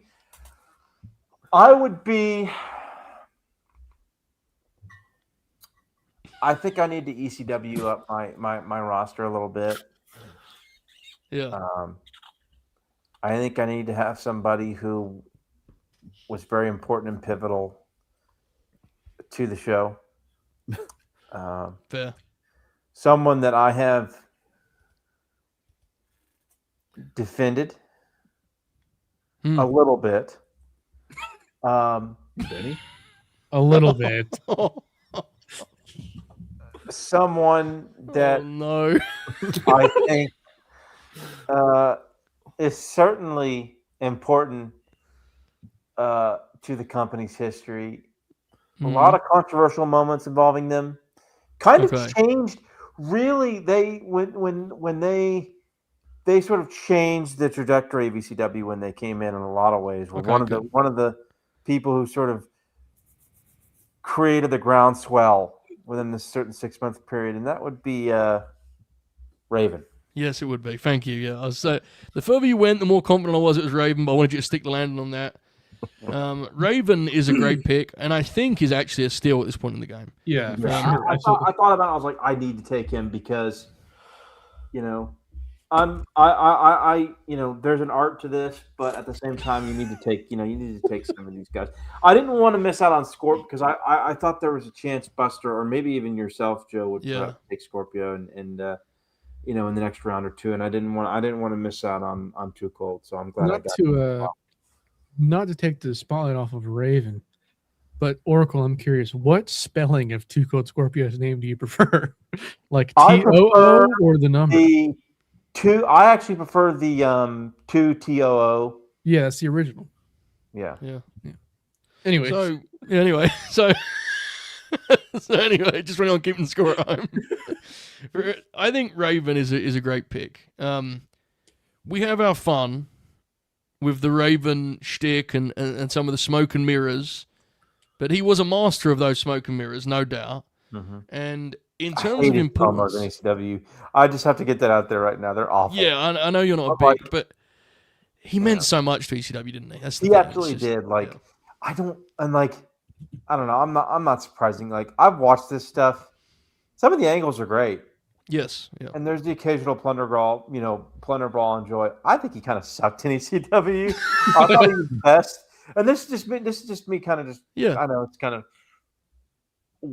averse to my pick, but like I've said before, I like him in WCW a good bit. Yes. And I really like him in TNA and that indie run in the early 2000s. Otherwise, I think he's like before he goes to ECW, he's got some highlights as himself, Scotty the Body and all that stuff. But he and Johnny Polo or whatever. Yeah, the ECW run is pivotal. I actually like him. My favorite ECW Raven is when he comes back in '99. Actually, Yeah. In that initial run, though, we always put it over to the double dog collar match, one of the best ECW matches great, ever. classic. Yeah. Yeah. One of the times where the Heyman sort of booking style of booking a lot of things in one thing, all coming into one is done so brilliantly. Yeah. In that match. Absolutely. Before we move any further, I do want to circle back to John's chat here, who said, a super chat today said, putting a ring on Beulah cements GOAT status for would-be, again his words, would-be Paul Heyman assassin, Tommy Crybaby Dreamer. In fact, those are actually Tommy's words. I don't know if he's ever said exactly would-be assassin, but he certainly At one owned point, that he honor. intended. Yes, absolutely. Thank you, John. If we can quickly, can we just run down our first 5 picks so the people at home have some... We don't have our Rice graphics tonight. Alex, what was your first 5 picks, mate? Sabu, Mick Foley, New Jack, Sid, and Shane Douglas with Francine. I got Terry Funk, Tajiri, Bam Bam, Eddie Guerrero, and The Sandman. Buster? I got Mike Awesome, Rob Van Dam, Taz, Rey Mysterio Jr., and Tommy Dreamer. Beautiful. Oracle, your first 5 picks, mate. My first 5 are 4 sort of core people of the FBI, the original, which is JT Smith and Little Guido, followed by the Big Don, Tommy Rich, and Tracy Smothers, Yes. who is from Nashville, Italy, and Too Cold Scorpio. Yes, indeed. And then Of you course, I started began off... round 6 with Exactly. the pick of Raven. Yes, sir. Buster, let's continue round 6, mate. I think. Never mind. I'll save that one. I'll take a guy that I think I'm honestly higher on than most people. I make a lot of jokes about him because they're very funny. However, Jerry Lynn was fucking awesome. Also, Yeah. great music taste. Yeah. There you go. Jerry Lynn. And I'm one of the guys that was kind of a highlight of the latter ECW, a focal point, fair to say. Those later years. Yeah. Also, I met him outside of Ring of Honor one time. He was very nice. He was. Interesting. Yeah. Alex, you ever met Jerry Lynn? When I think of Jerry Probably. Lynn, I think of There. the 3 series of matches that he had, where they never think about Jerry. They always think about the other guy, but he was the constant Steve? knowledge, which is with Waltman in the Indies, Mm-hmm. Mm-hmm.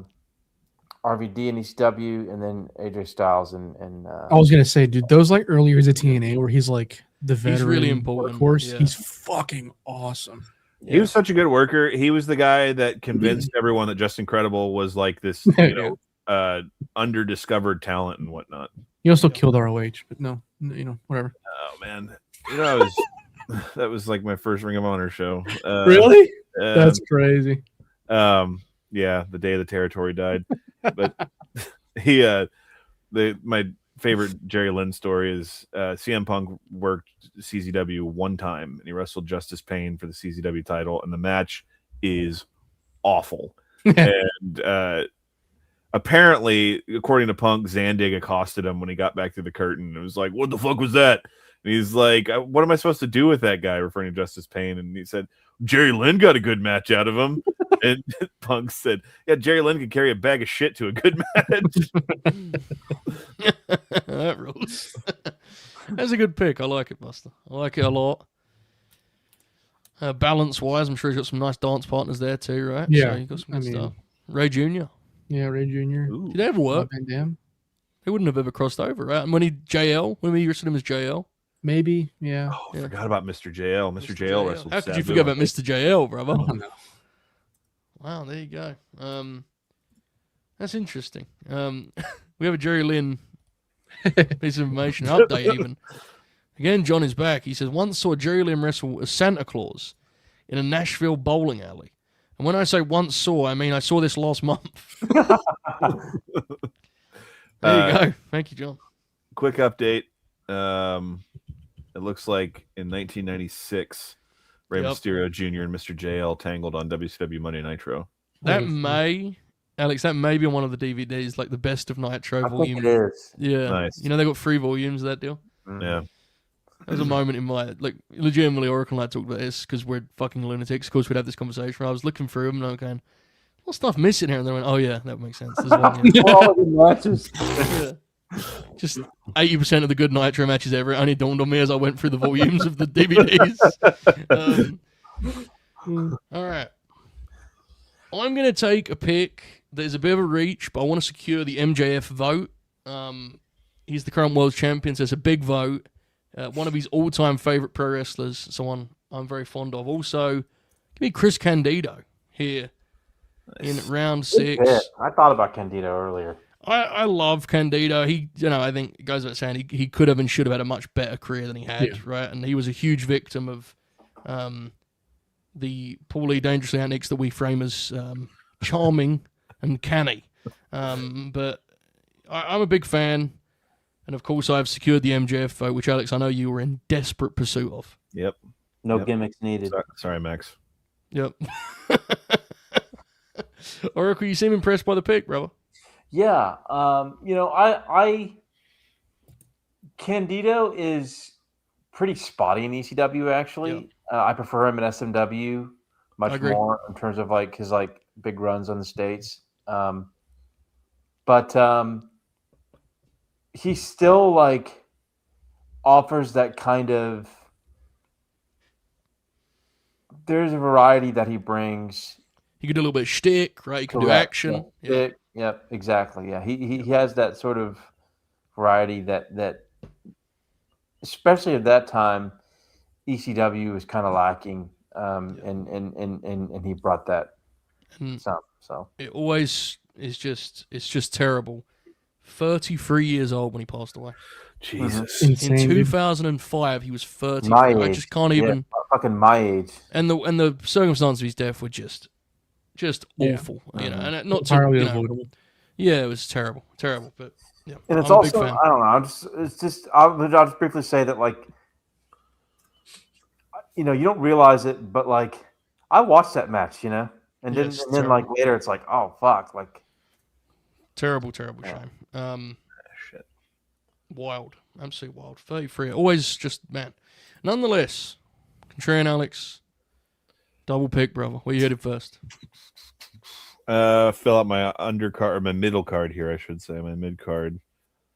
I mean, if you've listened to any time this gentleman's come up on Grin Grappler or just when I shoehorn conversation about him in, I think a guy who's well known for his exploits in the way of the extreme and the hardcore, but a guy who I thought was a just fucking awesome worker and kind of underrated in that regard. Balls Mahoney is coming to the team. So take Balls and then got the biggest balls of them all. And his finishing move was a vicious chair shot to the head. So he's my guy, of course. Let's see. There's a lot out there still. There is. Let me. He was a one and done, but was probably at the peak of his career. He was close to the peak of his career at this point. It was a big deal when he wrestled in ECW. One match only, pay-per-view, Heatwave 1998. I will take the Phoenix Hayabusa for my next pick. Fuck! I was going to say, I didn't say uh-oh for me, I said uh-oh for the gentleman to the other side of me. Oh, dear. Buster is... Wow. There we go, folks. Sid and Hayabusa tearing it up. Yeah. So what's just happened is beautiful. Hayabusa! Okay, you know what? Let's just park it there for a moment. Oracle, let Buster recover for a moment. What do you make of that? Pretty strong combination pick there. Hayabusa and Balls Mahoney, one and the same there. Yeah, Hayabusa is not a guy that I'm all that familiar with in terms of like matches that I've seen. He was the biggest star in FMW. He was the follow up to Onita in terms of the top star in FMW there in the late 90s. What was that match? It was RVD Sabu versus Hayabusa and Jinsei Shinzaki. Yeah, Mm-hmm. yeah. I just think of him as because I'm white and stupid, but it's easier just to say his what was his WWF name? Hakushi. Yeah, Hakushi. Hakushi. Yeah, I was gonna say Hayabusa Avatar. Yeah. there you go. Strong. Very There's strong. I should hit you up with some Hayabusa match recommendations, Oracle. There's one in 2000 where he wrestles Tenryu. That's really good. I think you would like It is very good. Fuck, that sounds awesome. Yeah, Oracle definitely like that, yeah. 2010, that's all you needed. Okay, so what happened here is very beautiful. I don't know if it is. Very beautiful. Buster lost a pick he wanted very much, but more importantly than that, Alex just opened the door for me to do something disgusting. Because Alex has done the one appearance pick, which means I can now do the one appearance pick without even taking any heat for it. One of my all-time favorite wrestlers appeared in ECW in a very strange match. But he was around, he was still like somewhere around the peak of his powers, maybe a couple years removed, but still really good. And I'm picking him because I don't give a fuck. I'm going to pick Arn Anderson. There The you go. Enforcer, brother. Let's get it. Hell yeah, The 94. Enforcer. I'm not picking fucking, Hoovy or something. I can get on Anderson. Who That needs tag match is like bizarre? 12 So minutes weird. too long. Yeah, but if you can get 94 on Anderson, you get 94 on Anderson. I'm sorry, folks. It is what it is. Why take fucking Chris Chetty when you can get the Enforcer, Yeah, it's baby? the Enforcer, bro. That was a bizarre. Alex, we talked about the circumstances for that was bizarre, wasn't it? That whole deal. What a strange deal that was. Again, going back to what I said at the beginning, the intense carnyisms of ECW. The story is that Heyman just bought trademarks just to have them, and like one of them was the name "When Worlds Collide" for the show, which was obviously wanted. It had something to do with that, where like WCW was like, okay, we'll buy you that out if you can have a talent trade. So what's the match? It's Arn and Bobby Eaton against Sabu and Shane. Isn't it weird in that where it's like Bobby and Arn are on different teams? Is Terry in it? Yeah, I think Terry's in there. Yeah, aren't they on different teams? Arn and Let's Bobby. see here. Oh yeah, I'm sorry. Bobby Eaton teamed with Sabu because of course, against Arn Anderson and Terry Funk. But it's like two different matches, like because they just Sabu and Terry do the crowd stuff while the Arn and Bobby are just kind of standing there. It's really weird. Yeah. Sabu The takes Arn a and pretty Smoky fine Mountain buster. stuff is fun. That guys, this stuff's really fun. The Arn Smoky Mountain, like the TV angle they do where he's under the sheet. Yes. It's on Anderson, bro. I'm picking him. Fuck that. I ain't saying CW when Arn's on the board. Fair. I devised the rules exclusively so I could pick on Anderson. I know what I'm doing here. Buster, you're up. So, as soon as Alex took his, Yeah. one and done, I immediately was like, okay, I'm going to do mine now as well. But then Joe did his. So now, it works out even better because now I get even less heat. Yeah. Also, one match. I forgot what the match even fucking was. Give me a second. Hold on. I don't think it's really particularly that good. I'm gonna take Onita because, obviously, Yeah. The match is. It's probably wasn't that bad to be honest. The Dudleys, Bubba and Devon and Big Dick versus Onita, the Sandman, and Tommy Dreamer. Onita only comes out for the finish, and he famously, everyone had heard about Onita, like leather jacket, bleeding Onita, and for some reason he comes out in like samurai garb for this. If I can't have Hayabusa, I'm gonna get Onita. That's fair. Not that they're like at all similar, but we're just trading in any sense of ethical or moral here, aren't we? Now we're swinging for the fences. Get over it. Fences right here. I have the opportunity to run fucking Mike Osman at Sushi Onita. They probably did that, and they definitely did that in FMW. Never mind. I respect the gladiator, if you will. I respect it, and certainly spiritually feels like. Look at that picture I just sent of Onita in ECW. Oh my god! Oh my goodness, Buster, if you can put that on the screen for us, I will. Yeah, thank you, mate. In the meantime, Oracle, where are you headed here? You got 2 picks. You going to do another one-off appearance pick here? What do you think? No, I think I'm going to switch it up and really try to take this thing back into focus a little bit. I'm going to take for my 7th and then of course my 8th round pick as well. My 7th-round pick, I'm going to take somebody who can make others look good. Mm. Pretty underrated in some ways. Was on ECW for a couple of years, semi regularly. Okay. I'm going to take Pablo Marquez, aka El Puerto Ricano. This guy is special. Isn't he? Just unbelievable. Marvelous work. Jordan flu game over here. For my 8th-round pick, I'm going to pick another man who began by making people look good and then became a world heavyweight champion. That is the legendary, the great Mikey Whipwreck. I'm stunned Mikey didn't get picked by Oracle earlier, but you did have your bit to lead, so that makes sense. But we've talked about this, boys. Mikey, his importance to ECW seems to have been completely lost to history. He's a really significant part of the ECW story, right? It's strange, Alex, how some guys kind of fall through the cracks of the retelling over time of ECW history, or any history for that matter. Yeah, Mikey, he was in a 3-way dance with the Sandman and Steve Austin, and Mikey won, and the crowd lost it. They were so happy that he won. Yeah, he had the tag team with Cactus, and he was just like we talked about Tommy being the right kind of babyface for that audience, and he was kind of the first iteration of that. He was like a crash test dummy, but when he worked like a comeback or something, the crowd would really get behind him and wanted to see him win. So yeah, great pick. And they did the thing too where they just like beat him like a drum. He didn't hit offense, did he? For a long time, they like established him as the absolute bottom, rung of talent, and then he has kind of made the climb as an underdog as a result of that. So yeah, I like it a lot, Oracle. An incredible 1-2 punch as always, mate. Our friend John is back and says, quote, Arn Anderson before C.W. Anderson is far more sacrilegious than the crucifixion. Well, that sent Kurt Angle out of ECW was his words. Thank you, John. That's what he said there. I think there was a slight issue there with YouTube. That's what he said. Great pick. Pardon me. Great insight from John, as always. We will agree to disagree on a range of things said in that.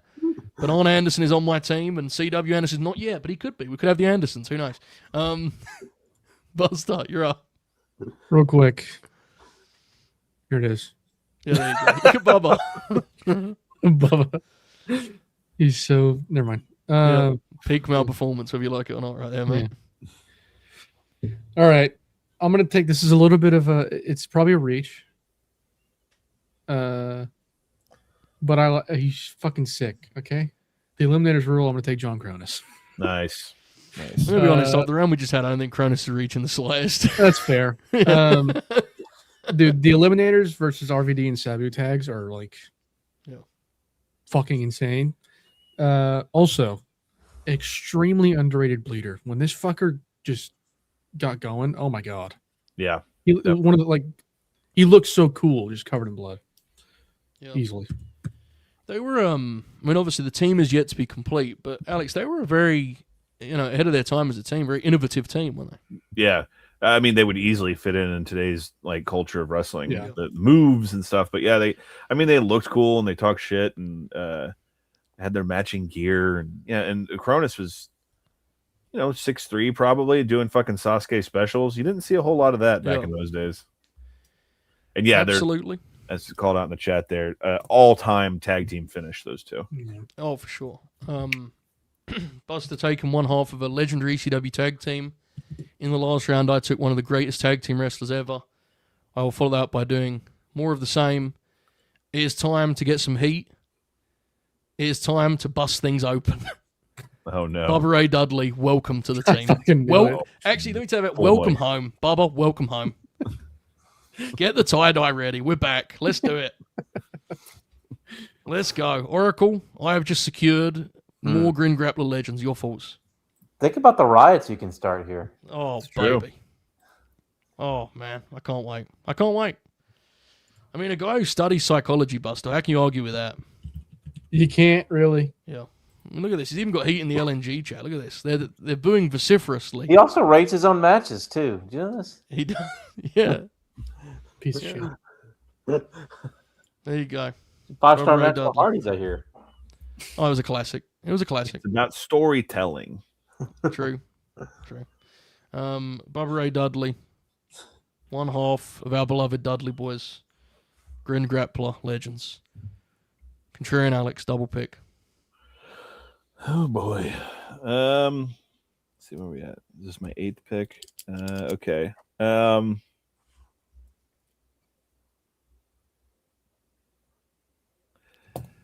So this is going to be back in the Eastern Championship Wrestling days.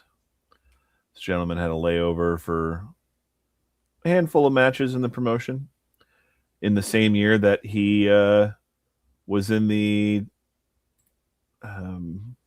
Champion Carnival Finals. I will take the Lariat, Stan Hansen. Oh my god. Holy shit! We're in the weeds now. Fuck. This is perfect. That is actually true. That I never even put those two. Like, wow. Beautiful. That's stuff. quite remarkable to think about that year.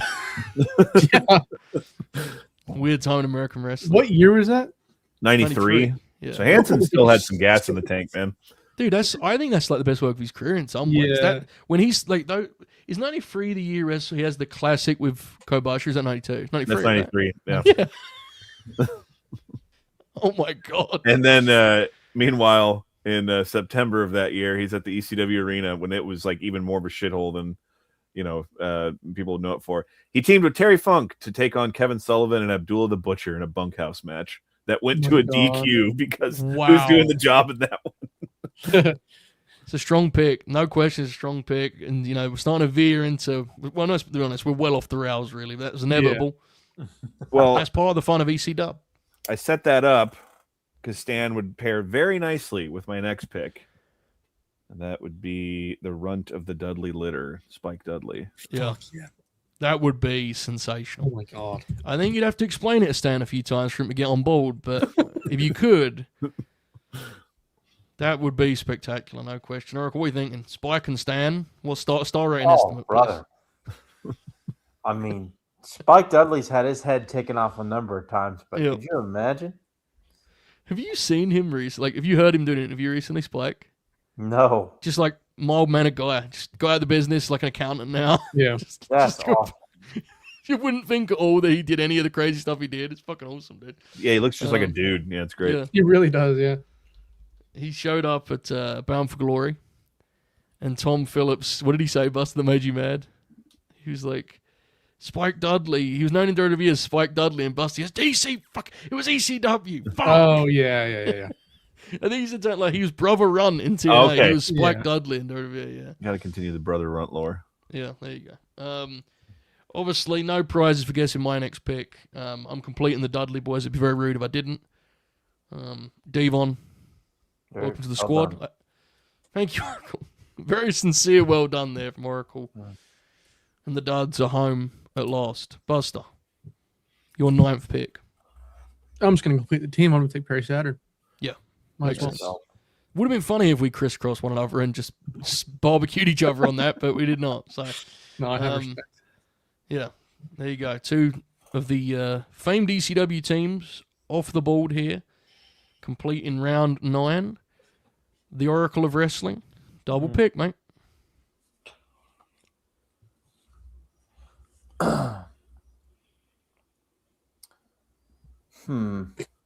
Fair. I want to take somebody who was part of a trio of men who had some spectacular matches in 99-2000. The final one who has not been picked, and that would be Super Crazy. Feels like a steal. It does. And to start the 10th round, I want to pick somebody who has kind of been relevant lately in the news. Had a program with Tommy Dreamer at one time. I'm going to pick Zack Ryder. There it is, folks. The one licensed sci-fi pick is finally on the board. This was cleared by the commission weeks ago. The Oracle of Wrestling had the sci-fi pass. He has used it here in round 10. Zack Ryder. The look on Alex's face. That's exactly what we were going for, and we got it. I told the audience this was happening. I told Buzz this was happening. I did not tell Contrarian Alex because we wanted that moment right there. And there it is. Zack Ryder. And this is where Oracle's great. He's an ethical player. He didn't pick Christian Cage. No, right? He didn't pick Finlay. Give me Zack Ryder. That's what I need. I feel like every time Ryder calls himself an ECW veteran, and the reaction that Myers always has, that's me right now. But credit to you, Oracle. You know, some might say you're always ready. Yep, always ready, brother. Zack Ryder headed to the squad. I'd forgotten that bit, so when you said it, that was a glorious moment. Yeah. Man. Glorious. I was trying not to laugh before. I was trying to say, I was like, all right, Zack Ryder and JT Smith opening the show. It has to be said, though, the setup of Had a Feud with Tommy Dreamer was so good because that could be so many ECW guys, right? All right, there you go, folks. That's just an Oracle exclusive. He has a sci-fi pass, just one of them. He's played it for Zack Ryder. Old radio. There we go. All right. Beautiful. with the shitty half-cut pants, too. Yeah. Oh, yeah. Oh, He had some good matches. Was the Christian match was good in that? Christian match was right? very good. Yes, Yeah. Matt D actually did a clip of that match. He did. of course he did. And he explained, he said something to the effect of, it's not too late for Cardona to become a headbutt guy. Well, it probably is, Matt, but I appreciate the thought. All right, there we go. Big Matty Card headed to Team Oracle. Buster, how do you follow that? You have to try your best, mate. Yeah, I mean, I'm going to take maybe the most brainbuster guy left on the board. I'm going to take Masato Tanaka. Nice. Obviously. Yeah, I honestly felt uncomfortable taking him from you, to be honest, because you'd suffered a lot. Yeah. I think it's kind of fucked up that I was like, I'm not going to take Shane Douglas. And then he went, Oh, I know. I'm kidding. I'm fucking around. But yeah. Obviously, like the Mike Awesome stuff comes to mind, but Yeah. he had some sick matches with Balls Mahoney too that were like badass. Well, we've discussed this, and this is not really the show to get into it because this is the ECW draft, but it is kind of a shame that Tanaka's like broader stateside image and reputation is the guy who got hit over the head by Mike. Yeah, Awesome he's a lot. just the guy that wrestled Mike Awesome. Yeah, even though he's had this, he's still going. Yeah, I mean, I think what is it that we said? Like, I think at this point, it's like not even really close. He's like head and shoulders better than Mike Awesome. Like, Yeah, it should really be the other way around. Yeah, Yeah. to I'd be say he honest. had a good match with Van Dam for the TV title. I'm pretty sure you're Probably, correct. yes, Yeah. yeah. Yeah. But yeah, I mean, go watch Masato Tanaka versus Daisuke Sekimoto. Any of the matches from 2008. Daisuke's sick. He rules. Popped me huge to learn that he's like still good. I was informed of this He's, recently. yeah, I mean, he's good in the way that Ishii's still good, but like times 10. Yeah, I got to bigger too. see Yeah. Daisuke Sakamoto against Fat Walter. Yeah. In like a wedding reception venue in Toronto. And like there was barely any crowd there and it was deathly silent and they just beat the Dude. shit out of each other. It was cool. As they should. I sent it to the Grin Grapple chat earlier. The Gunter Alexa Bliss video is It's so funny. sensational, brother. Gunter looks like a cobbled cutout, because and it's actually very nice what he's doing because he doesn't want to basically ruin people's photos that are there to, you know what I'm saying? Like he kind of just stands there, but it's just his face is really funny and he just looks. He's thinking you didn't see Phil Hayes at WXW, bro. Let me tell you, it was not. They've never seen Timothy Thatcher. You know, it's a different audience, different thing. I loved it. Great stuff. Okay. Pick number 10. I'm going to take someone who came up in somewhat controversial fashion on a recent LNG program. Someone who I know Contrarian Alex has pushed back a little bit on the widespread sort of recent years' praise, but I think is a fair pick at 10, no question. And someone I like an awful lot. Give me Steve Carino. Great pick. Great bleeder. God, I love the Oracle confidence boost. At 10, I'm very happy with this. Carino, I think, is again another guy who's a real highlight of that latter stage ECW. He has a crazy run where he goes from being like a chicken shit heel, messing around with Fred Durst, to being, you know, the people's champ for a minute there, right? And then obviously he's gone before you know it. Really interesting career, Oracle, right? Strange career. Had a weird one, kind of in the wrong era in some ways, right? Yes, yeah. We talked. What show did we talk about him on? Was it Tajiri, I think. Tajiri? Yeah, Tajiri's Green Grappler. Yeah. a big favorite of mine, I think, from that era of ECW. Yeah. Just an awesome act overall. Very good in-ring worker too at that. Just kind of 10 years too early, 10 years too late. Yeah. And he came at the wrong time. Did y'all do the Hardcore Heaven match for? Yeah. Classic. Honestly, like that match to me is better than the Jerry Lynn match. The Jerry Lynn match is good. Don't get me wrong. But Yeah. I agree. I think it's like but it doesn't get the same amount of recognition at all. The reason it became a bit of a debate is I think Steve's one of those, and I like Steve Grin a lot, but he's one of those guys who I think his reputation has swelled somewhat. Yeah. I think someone like contrarian out something worse in your mouth for Alex, but like as someone who lived it, you kind of go, well, hold on, right? It's something that gets a little bit much for you. I think you wasn't saying he sucked. You just No, not at all. Yeah, But it's. I mean, he was the guy that kind of bridged the gap there, between the ECW Ring of Honor eras. But yeah, I think there's some fair play. But one thing I'll never take away from him is the man knew how to run a razor. He did. Funny fella too. He recently appeared on Devon Dudley's Table for Free. Can anyone guess who the third person at the table was? Table for Free, Devon Dudley, Steve Carino. Who would be a natural third guest for that program?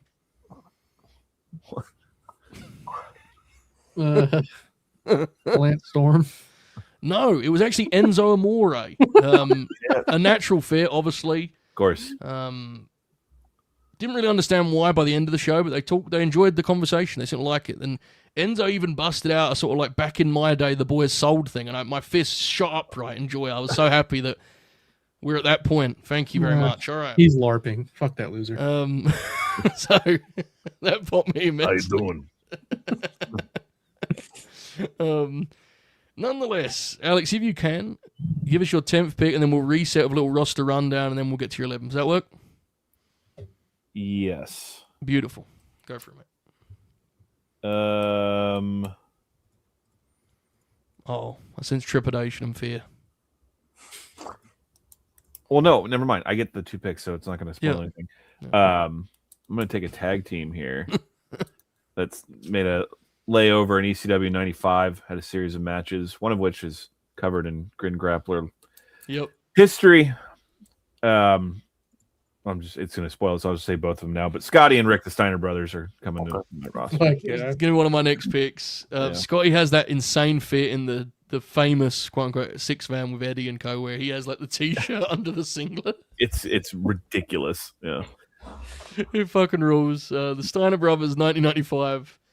Wrestled. Again, you're going with talent there, right? Fair, Absolutely. Yeah. They're that 6 man. It's Scorpio, Cactus, and Malenko. They also wrestled the combination of Pegasus Kid and Too Cold Scorpio. They wrestled, just to give you an idea of how random ECW was at this time, too. They also wrestled Dudley and fucking Gangrel.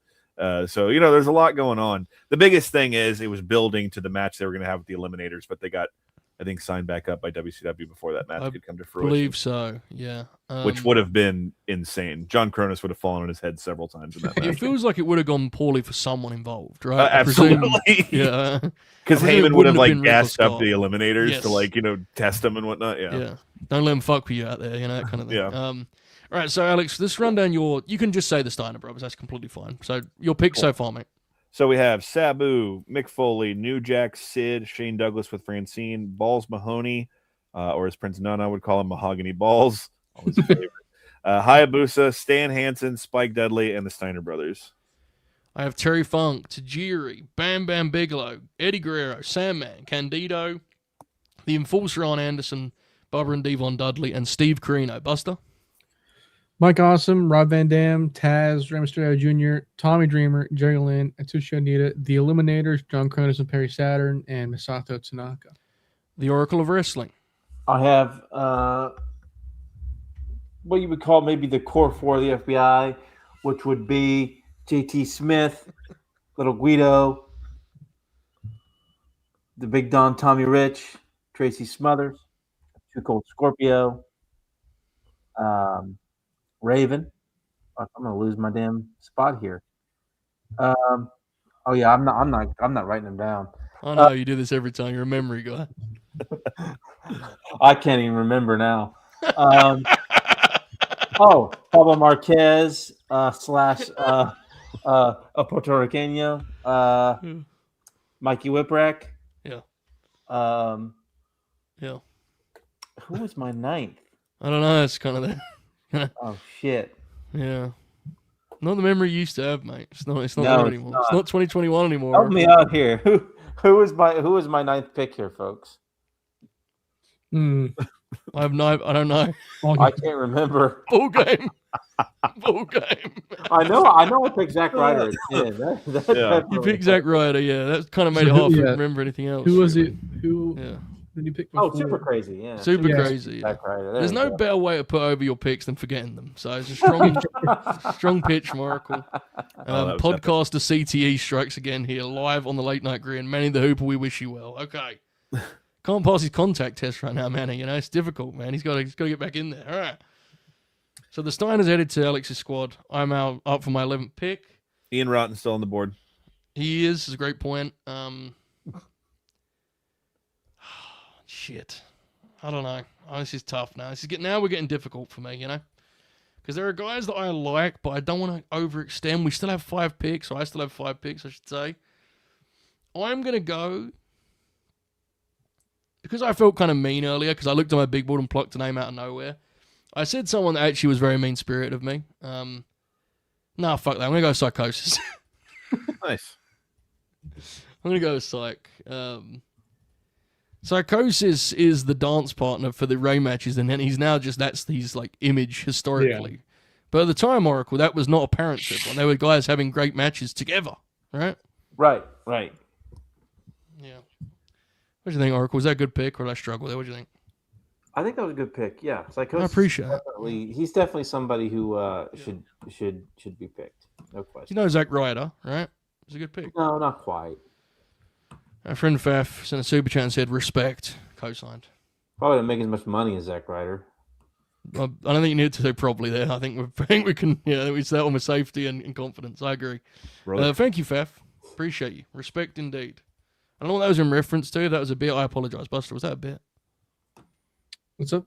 Was that super chat a bit? Respect? What was that in reference to? The NXT TakeOver show. Oh, okay. Takeover respect. Yeah. When did that come up? Didn't. I was just fucking around. Oh, okay. All right, carry on. Get his ass. So I've discovered something very funny, and I don't know if I should take it. Eric Watts? Okay. No. I mean, fuck it, dude. Whatever. 4 months after his SummerSlam Classic with Bret Hart, Bulldog went to ECW and wrestled Jimmy Snuka in front of 630 people.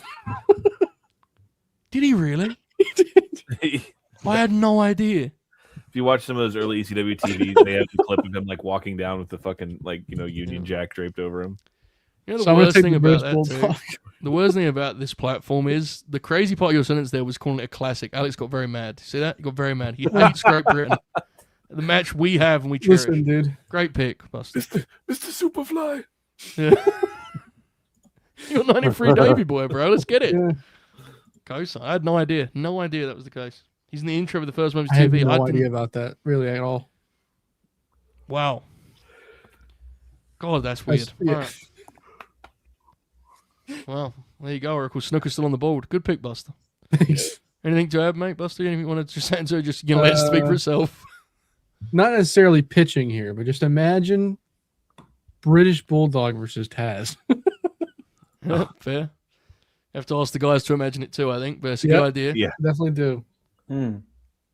Bulldog I'm not going up for that power slam. Now, hold on just a second. Is it my pick? Yes, you got a double pick, mate. Yeah. Okay. Let me just say this. Has the last ECW champion been picked? No, not to my knowledge.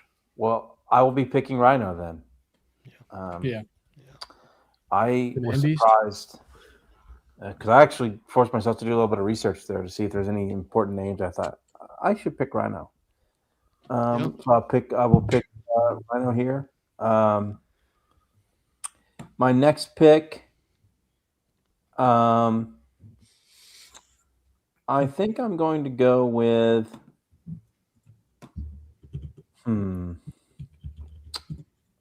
Serious value on that Rhino pick. Good value. Yeah, for real. This late in the game, yeah. Mm-hmm. The rookie monster, if you will. The Man Beast? I will. Yeah. Came back to that dope song.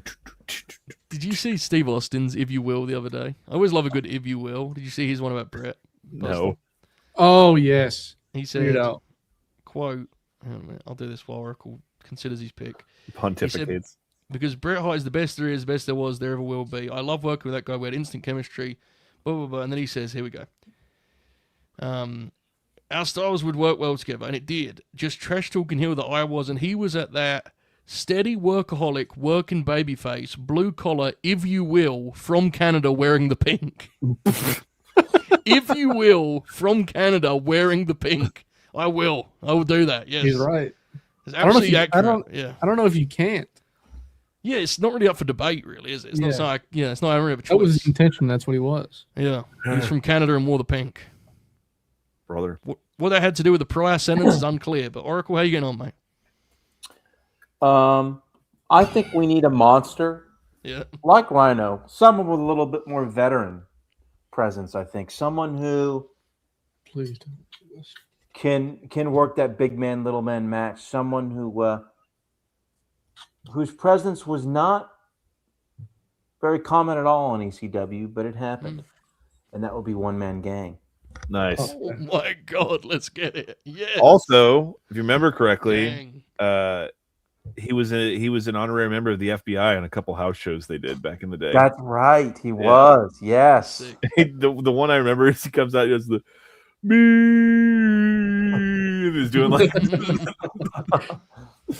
That fucking rules. And a very Oracle pick too. I like that a lot. Buster, where you headed, mate? I mean, this is a pretty boring pick at this point. Joe would say, much like his matches. Lol. I'm going to take Dean Malenko. I thought you were going with Lance Storm. No, well, even more boring. But That's a good pick. It's a good yeah, pick. at this point, I keep seeing the Impact players, and I'm like, nope. Yeah, I've done that a few times. Yeah, but I think Dean's a great pick. Fucking at this hell, point. man. Yeah, it's way deep in the game, isn't it? Yeah, Dean had good matches. We have our fun. He had come on. Roddy Strong's a better wrestler, but he is. He had loads of good matches. I ain't seen any of them, but they're good. Yeah. I kid. Been nice if he'd waited for his opponent to kick out, but it's all right. Yeah. He had good matches, and he was important for the reasons we discussed earlier. That was a huge part of ECW, was that work rate, for want of a better term, injection, right? Absolutely. I think it's a more than worthy pick. I think it would be Alex a little was bit very silly confused when when I brought up Roderick Strong.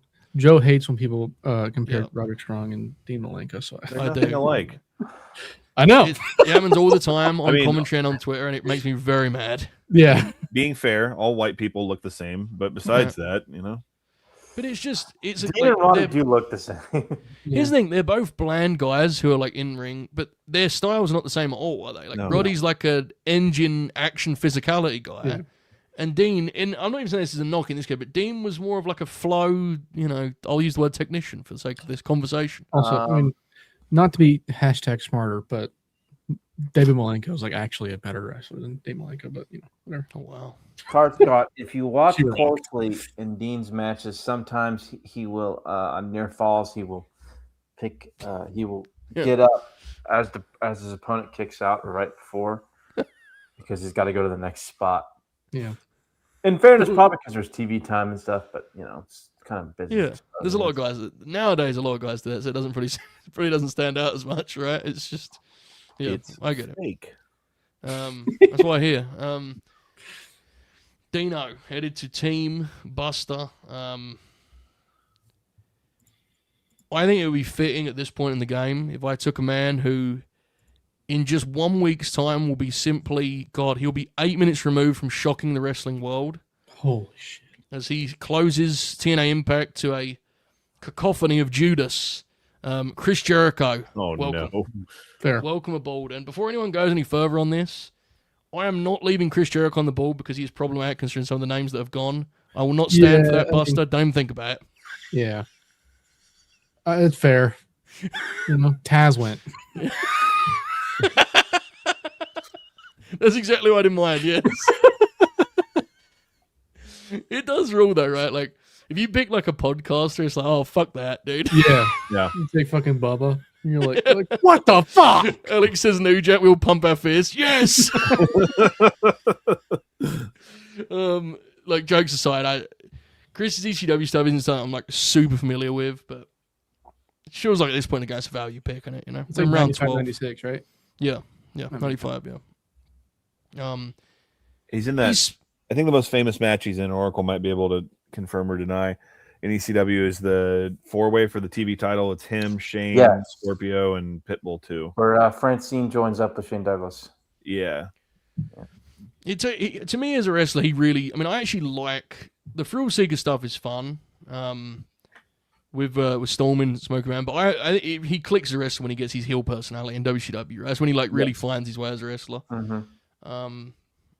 Look, Chris Jericho is increasingly polarizing, but I have liked extended spells of his career, so I'm more than happy to have him on the team. Contrarian Alex, where you headed? I'm trying to decide how perverted I want to get here. Could pick fucking Bundy. Could pick Gato. Big Stevie. Be a good tag team, bro. It'd be a good team.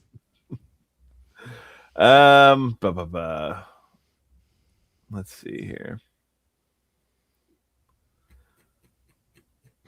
I so badly want to pick Gary Albright, but he sucks shit by 96. So Yeah. Also known as Justin. Yeah, no shit. Let's see Joke here. for 5 people. Yeah. I guess I could do something with this fella. Yep. Oh man, him and Jack could have a barn burner. He was featured, showcased even, highlighted on the first ever ECW pay-per-view, Barely Legal, and would pop in intermittently over the next year. And hilariously, it was deemed necessary that he lose to Just Incredible to make Just Incredible look serious. The Great Sasuke, I will take.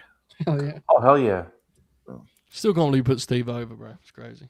But nonetheless, Wonder how Steve's the next bad- guest on Full Sail Behind, by the way. Shouldn't know. Big business. Big Nice. business. All caps, not Dr. Death. Beloved. Strong pick. Kind of going down a similar vein there as we've seen previously. Similar lane, I should say, as we've seen previously. Well, hold on. I got You got another another pick, right? Yeah, you got a pick.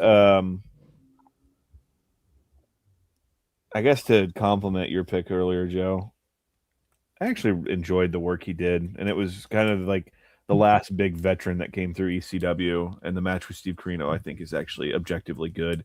The American Dream, Dusty Rhodes, I will take. That stuff's fun, dude. I consider Dusty, yeah. That angle with Carino is so fun. I've never So seen any fun. of it. I like the one where Dusty's cutting the promo. He's like standing in the balcony or crowd or whatever, right? Like, Yeah. and then one where in like, Yeah, it rolls. He's like he's standing in the back of the room and Carino's talking shit, and he's coming. yeah, Originally, it was supposed to be that's just for what the I'm house. thinking of. That's a great segment. That's the deal where Dusty shows up like right after his deal was done with WCW, and they say it's going to just be for the house, and then he gets like legally free, so they put it on TV. It's awesome, yeah. dude. There's like because I'm such a sucker for these spots. It's at the War Memorial in Fort Lauderdale. It's a tag team match, and I want to say I know it's Dusty and Tommy against, I want to say Carino and Rhino. And there's a point where Tommy gets Carino in the figure 4, and then Rhino tries to run it, and then Dusty gets Rhino in the figure 4, and then Jack Victory hits the ring and tries to run it, and Francine takes him down and puts him in a figure 4. So all the heels are like screaming, in agony in the ring. And I mean, it's obviously nowhere near the best work of Dusty's career, but I think he kind of unlocks. I mean, Cody talked about it, but I think there's some truth into that. I think it kind of gave Dusty a little bit of his confidence back, and he kind of unlocked something a little different in that run. I would agree. Got him paid too for a little bit, which was pivotal at the time, wasn't it? As Cody has discussed. Folks, let's smash the like button for Paulie actually paying someone, and we'll move forward here in what I believe this is round 13. You just kicked off, Alex. I believe. Yes, sir. I believe so. And I'm going to. There's some big star power still on the board. Big star power. But I popped myself too much earlier by suggesting I could do the Andersons that never was and do CW and on, and so I will take CW Anderson. Oh, you go. God, that was my next pick. I really like CW Anderson. Him showing up on TNA last month was an incredible moment in time for anyone who has looked older than they actually are for most of their life. That was a moment for all of us. Major League Wrestling star. Hopefully we see him on AMC Oracle. That would be a moment when it's CW walking out there on the big one. I fucking hope so. That This was was Jericho, segment 2. Beautiful. All right. Tremendous. Damn it! Now I got myself hyped up that he ducks the Judas effect and catches him in a spine buster. How sick would that spot be? There you go. Oh, there you yeah. go. Tom Phillips yelling. Awesome. Our friend John is fans says, Double Dog dare you cows to take post real plane ride from hell to territory. I will say, like, the Raven match is actually pretty impressive from Raven's point of view. Yeah. That's when they do like the dog and pony where like Gordy kind of feels like a beast in that match, like just for a little pocket of it, doesn't he? That's it's a cool achievement. I don't know if he's gonna be picked though, John. We'll stay. He's Double Dog dared us, so it's gonna be worth something. Thank you, John, for your continued support and commentary Always. throughout the night. Should I do the power bomb? Buster, you're up. I'm gonna take another one off, but whatever. One of the Ricky Morton? no, although no, I'm gonna take Jinsei Shinzaki There you go. because This is such a I like perverse Jinsei Shinzaki. draft, isn't it? It's just- you get the one match that we talked about earlier for your team with Hayabusa, and I like that match a lot. That was my introduction to Hayabusa, so I gotta get part of that, yeah, I dig it. Absolutely. I mean, he could ball. I mean, Yeah. Yes. as a lot of people, a new generation, have discovered his work in WWF, which is really good. He has one of the sickest spots ever in wrestling, where he did the praying rope rock on a barbed Oh, wire yeah. ring. Like, that's insane, Dude. Brett, the guy that posts about FMW still. Oh, he's talking about the guy who wore pink. Oh, yeah, No, Bahu. no, Bahu. yeah, Yeah. yeah. He posted like a full. I don't know where it's not like a book. yeah, I think it's just like a like journal thing. yeah, Jinsei's journal when he was in WWF. Sorry, and it's like a year of just like Yeah. it's fascinating to read. It is when guys like come over and do the full thing where they like because Yeah. back then that if you did a year in WWF, you'd have done 200 matches minimum. Yeah. I think like it is fascinating, and it is like we just talked about that the Gunther thing.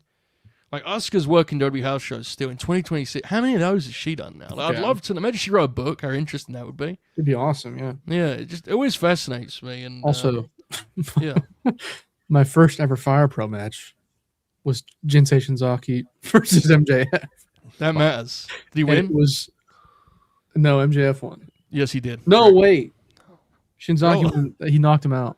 Change the finish. Bullshit. Before we move on, we need to give flowers to Bahu Brett on Bahu FMW. Just a member of the wrestling community, not unlike Roy Lucier, who the history of frontier martial arts wrestling exists on the internet because Bahu took it upon himself Genuinely, to like document it and His podcast is fucking incredible. chronicle it all. And I met him at the G1 in Dallas. Like, I walked in and he was just there. And I just went up and I like shook his hand and I thanked him for the work he did.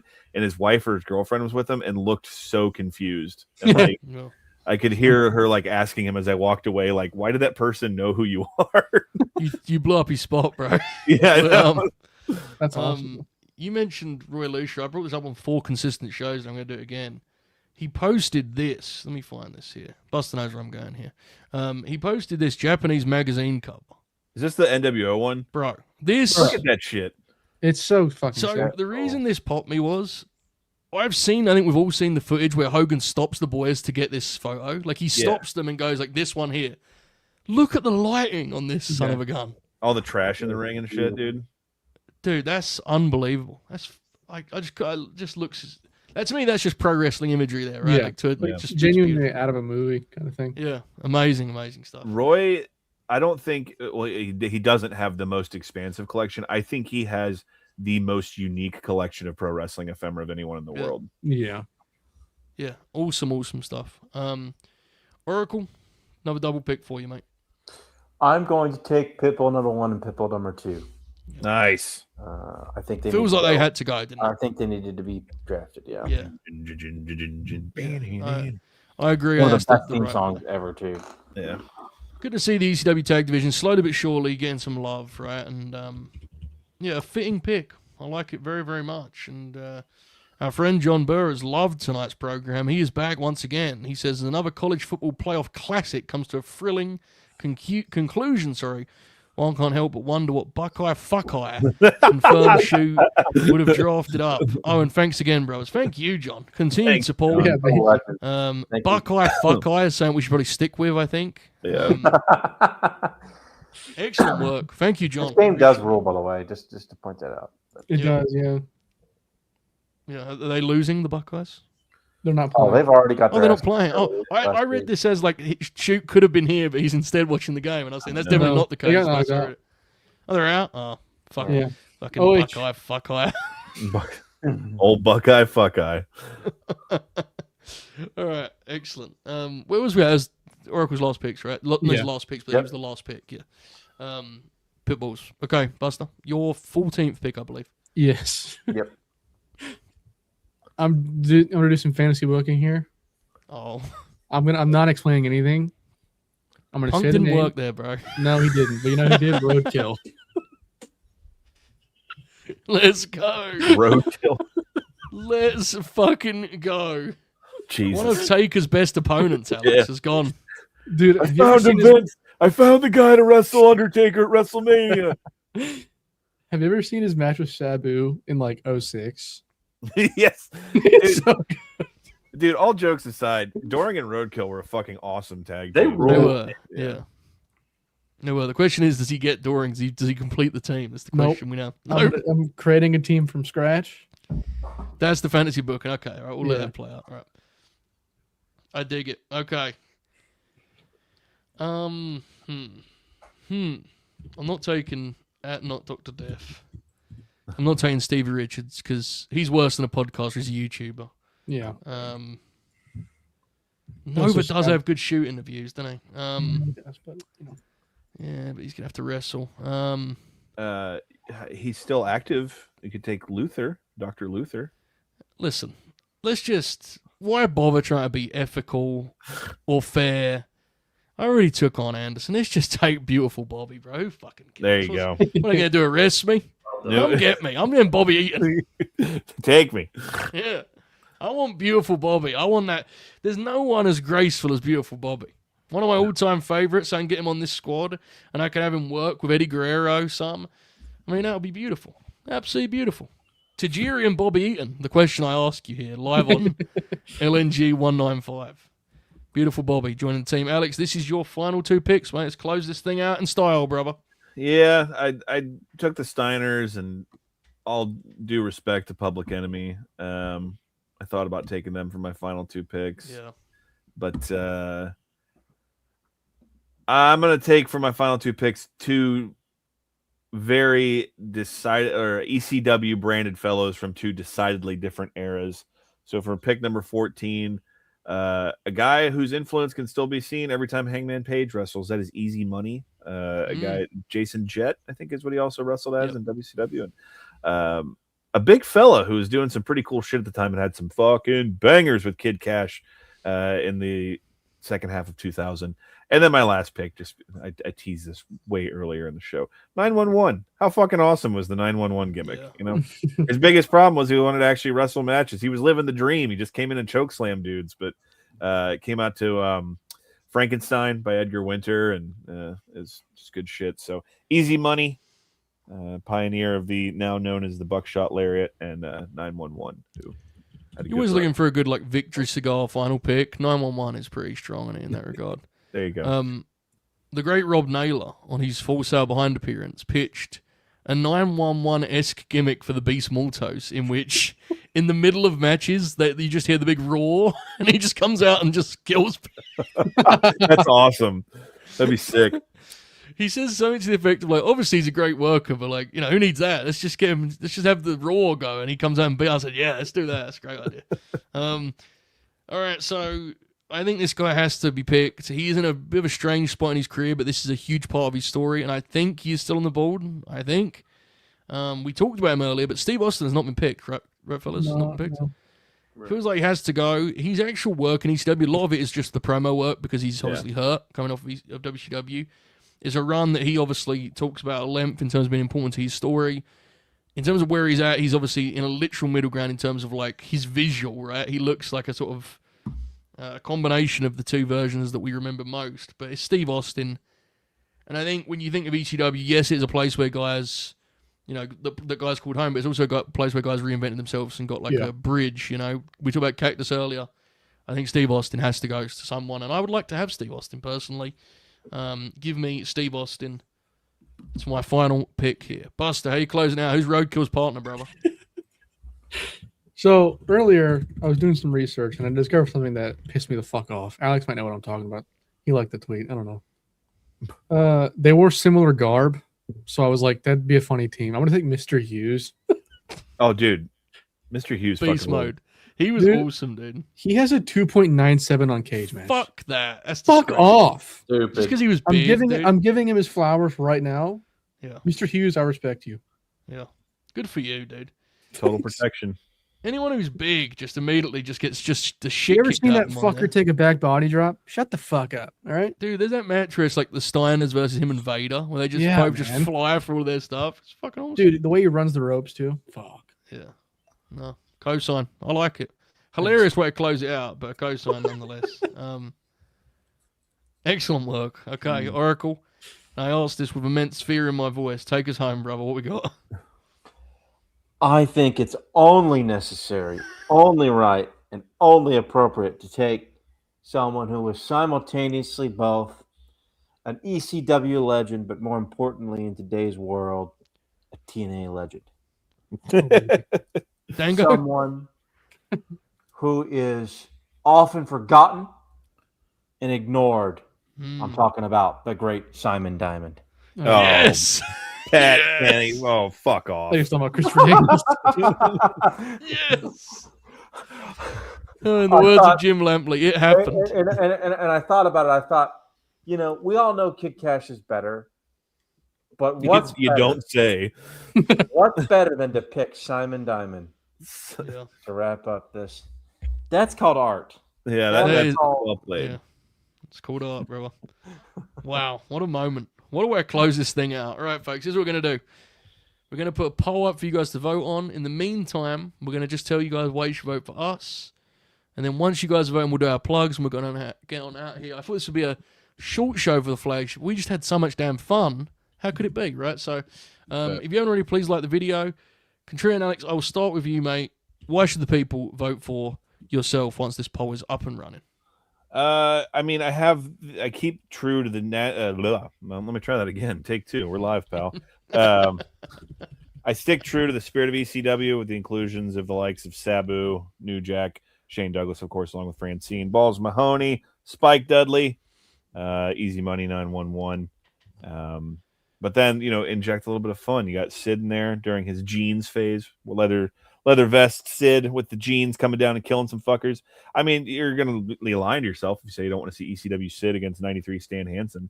If he was wrestling Misawa and Kobashi that year, Whoa. no telling what he's going to bring to the table.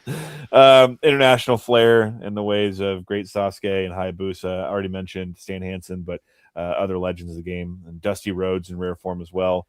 And then my tag team that can go against any combination of these fellas, and Scott and Rick Steiner, one of the greats. So a variety show, a little bit of something for everybody, but you're guaranteed people are going to fall on their heads, and there will be blood by the end of the night.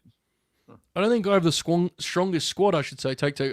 Strongest squad in terms of ECW representation necessarily, but I do have Terry Funk. I do have the Sandman. I do have the Dudleys. But talent-wise, I do think I have the one seed here. Terry Funk, maybe the greatest professional wrestler ever. Bam Bam Bigelow, one of the most gifted big man. When you look at inside the ropes, just mechanically, Tajiri, Eddie, Candido, the enforcer Arn Anderson, Bobby Eaton, stunning Steve Austin. That's pretty special. Psychosis in there too, one of the more innovative high flyers. Steve Corino, obviously, can certainly bleed with the best of them. We have the Enter Sandman entrance. Did I mention we have the Dudleys? And I am forming C.W. Anderson, Arn Anderson as the Andersons. And in around 6 years' time, I will have Cole Anderson, a nice spot for him here, waiting for him. So I'm in a great spot. I'm happy. I'm ready to go. I love my team, Buster. What say you? Yeah, I mean, I think I went pretty strong in the the ECW greats front. I got Mike Awesome, RVD, Taz, Tommy Dreamer, Jerry Lynn. One of the best tag teams in history promotion, John Curtis and Perry Saturn. I went to our partner promotion, FMW. I got Atsushi Onita. I got Jinsei Shinzaki. I got Masato Tanaka for the puro pervs out there. And then, I got a little weird with I took Mr. Hughes. I got British Bulldog just to throw a wrench in the thing. And also just in terms of work rate, I got Rey Mysterio Jr., fucking Dean Malenko, Roadkill, lock in. Yeah, I mean, come on. Excellent point. What more could you want? Also, I mean, we got Mike Awesome RVD main eventing the first show, the match we never got. There you go. Strong way to start. Oracle, take us home. Your pitch. Well, I have the full-blooded Italians. True. I have the full-blooded Italians. I have the full-blooded Italians. Yeah, and Zack Ryder. And Zack Ryder, I have Simon Diamond. Yeah. I have a few legends such as Raven, Rhino, the Pitbulls. I have Too Cold Scorpio, perhaps the best in-ring competitor in the history of Extreme Championship Wrestling. I have Mikey Whipwreck. I have even an excellent jobber such as Pablo Marquez. Yeah. What could go wrong in my promotion? It's a great question. I remember every name for sure. Only the Oracle of Wrestling will look dead down the camera and go, I have Simon Diamond. And look to you, the audience, as if to say, what do you have to say about that? That's just marvelous. All right, folks, you can now vote. Please do in our chat. We have 50 grinners in the building. Let's get voting. And as we do that, any names that you guys are stunned didn't go. I mean, Scott Hall was obviously a famous name that stopped through the territory. Yeah. PCO. Oh, yeah. Hoovy had a few matches. How many matches did Hoovy have? 3 or 4, maybe? 5? Yeah. It wasn't just the 3 with Ray. I felt really bad because I just looked at my big board and he was the first name I saw and I was, I don't need fucking Hoovy. And I was like, I like Hoovy. I felt bad and I almost went and picked him out of apology, but I didn't. I thought someone was going to pick Blue Meanie just for the shits and giggles. Would have been a good Victor Cigar pick, wouldn't he? Yeah. Him or if it wasn't 911, it was going to be Chili Willy. I was a big fan of There you Chili go. Willy. Yeah. Alex, you almost picked Marty Jannetty. I thought about it, not going to lie. Yeah. Yeah. Eddie Gilbert, any the kind of the original start of the whole story, right? Eddie Gilbert probably should have been picked. Yeah. Doug Gilbert. All my bits aside, Kid Cash probably should have been picked too. To be honest. Kid Cash was great. Yeah, he was one of the last, him and Easy Money were the last really these who it was York and Matthews, I think, was the last youth movement team that got over in ECW. Yeah. York has that run and then just disappears until the TNA comeback, right? In terms of national photographs. Yeah. Mm-hmm. You couldn't do it because he did wrestle a match, but it was years prior. But I was trying to figure out a way to get Brian Pillman from his legendary appearances, but couldn't do it. Yes, indeed. Okay. He wrestled as I think he teamed with Shane to wrestle Ron Simmons and somebody in early days ECW. Fuck yeah. Yeah. All right. Before we get to some plugs, our friend Big Fat Orange Cat has been a member for 10 months. We appreciate it very, very much. And says, "Oh baby, Oracle, who are your 10 least favorite wrestlers right now? Please respect our brand integrity here, Oracle. Take this one however you'd like to, mate." That El Colon guy who's Ares, whatever, he fucking sucks. Let's see. Let's see. He's the shit. He doesn't know how to wrestle. Braun Breaker, you said? Yeah, Braun Breaker sucks. Seth Freakin'. He's starting with El Clone and Braun Breaker. Yeah. Equal opportunity hater. He's god awful. Sitting forward in excitement. Matt, I mean, MJF, he sucks. Let's just be honest. Let's see. Stay voting, folks. Only 20 of you have voted. Just get voting. Sammy Guevara sucks. He's the fucking worst, dude. Let's see here. How many have you got? 5? I think I don't know. Yeah, that's Yeah. 5. Yeah. Are there any other Fed merchants I need to? Fed merchants. Um, This is good though. You're not like usually have more names. I think you're in a good space. well, I just started watching again. Yeah. And, like, nothing's really blown me away and all that jazz. And, You're optimistic. You're healthy. You're feeling good. yeah, Training I'm camp. trying to be. Like that. Hello. We were joking about those NXT call-ups earlier. The subject moved on, but I was going to ask you, Oracle. I'm like, you ready for that Lola Vice Liv Morgan match here in about a year and a half? Yeah, fuck yeah, I am. This is a great. This is a great point. On that. This is actually an excellent point. So I was asked, Oh wow! if we were to do the Grin Grappler crew, who is the AEW pillars? And I know I was MJF naturally. Of course. I think I don't remember who Jack and Darby were, but I made a point of Alex has to be Sammy Guevara, and I implored the audience to inform you of this on Twitter, but I don't think they got round to it. So they're glad Nice. Matt could do this here. Any thoughts on that, Alex? One honor. We'll discuss my contract off air. Yeah, yeah. Big time for contracts in the game.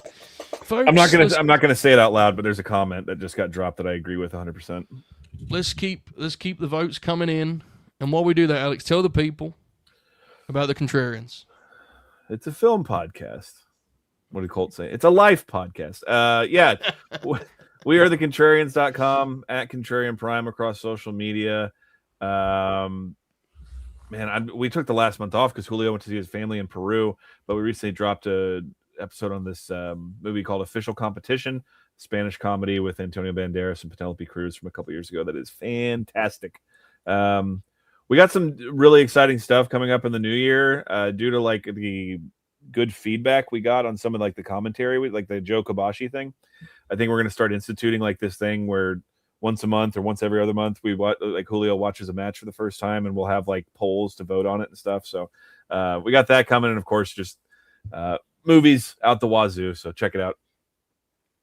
Beautiful. Buster, what's coming up, man? You want to plug? Are you anything this weekend? We may do Fire Pro if you want to. We'll see. We'll see what happens. I have videos coming at some point. Yeah. Again, I feel like every time I say that I have to make. Rice is working on that. I don't know if he sent you the Rose? Whoa.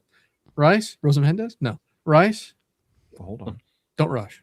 I feel bad every time I go, at some point, I feel like I'm just being an asshole. Well, in fairness, this has been a particularly busy time for Rice because we're doing the Grinnies, right? And so he's got fucking guy, some graphics to we were work on. talking But about it. He goes, "Yeah, I'll just give it to you for free." And I went, "Shut the fuck up." yeah, he's what he's like. I know.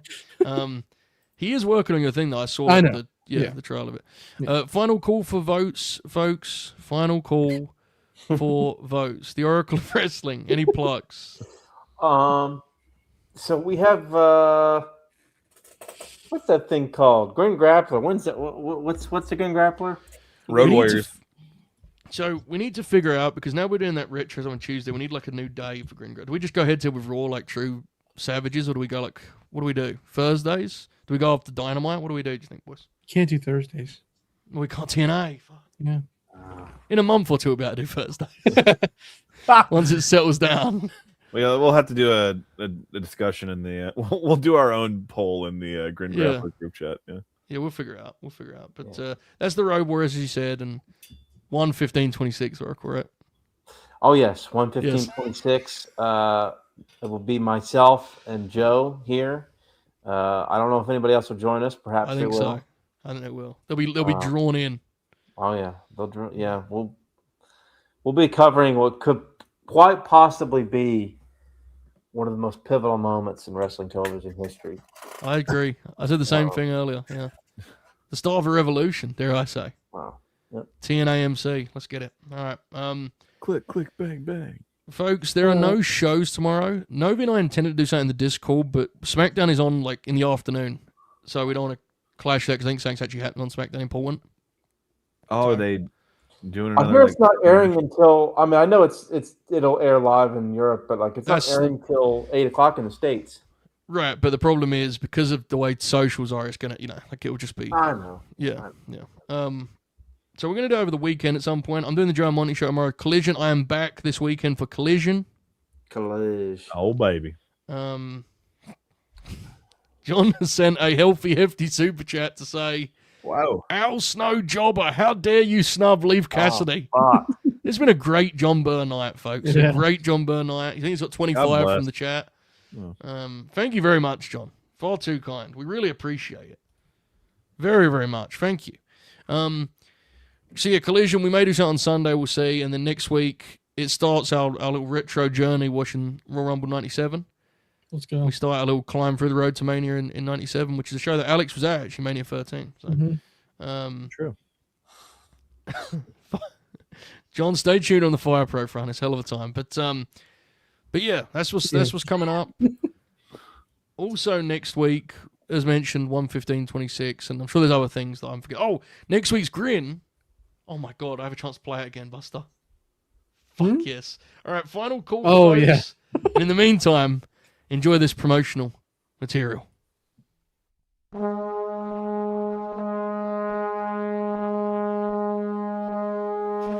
The Golden Grinnies, wrestling's most prestigious award ceremony. Each year, grapplers young and old take the ultimate step towards immortality, claiming the sport's most iconic prize and with it, transforming their legacy. This is an exciting night. It's our first Golden Grannies. Great Britain has done it again. Jamie Hayter is the Cowboy Hat of the Year. Bob, send her a tweet. Let her know. Okay. Manny has his hand raised. I'll get to you in a second, Manny. Manny, go ahead. What's up, Big Baby Waldo? And with a dominant 42.8% of the votes, Shit! you guessed it, folks, it is the Late Night Grin Zone, Caden Lee, claiming Bob's Bootlicker of the Year. Join us live on January 16th as once again, we make history. Together, announcing this year's winners. Together, crowning this year's heroes. And together, deciding who will live forever.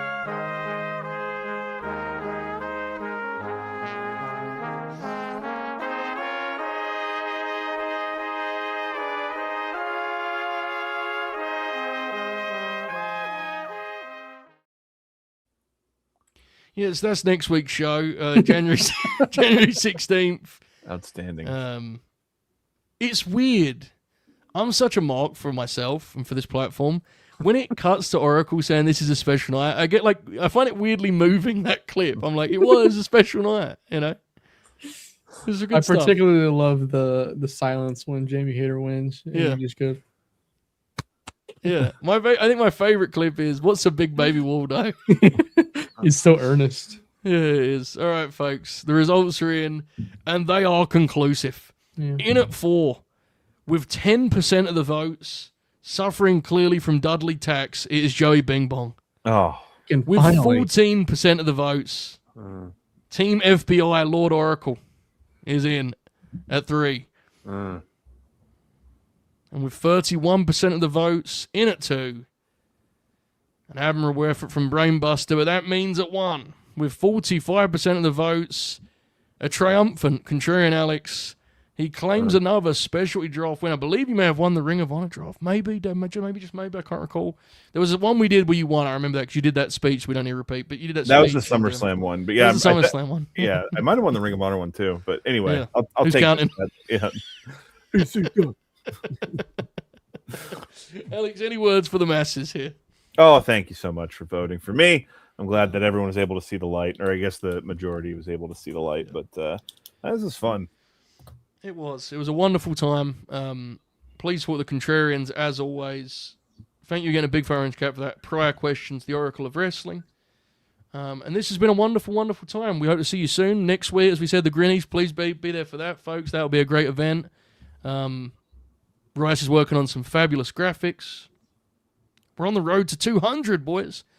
LNG 200, which this year will be the Hall of Fame ceremony. So much happening. With that in mind, let's close this out with one final message from surely soon-to-be WWE Hall of Famer, Grin Grappler legend, our beloved Hack's going to take us home. Appreciate you, folks. Keep grinning. All hail. Enjoy this outro. Goodbye. But first, Hack. right, Joey, Bobby, and the Oracle.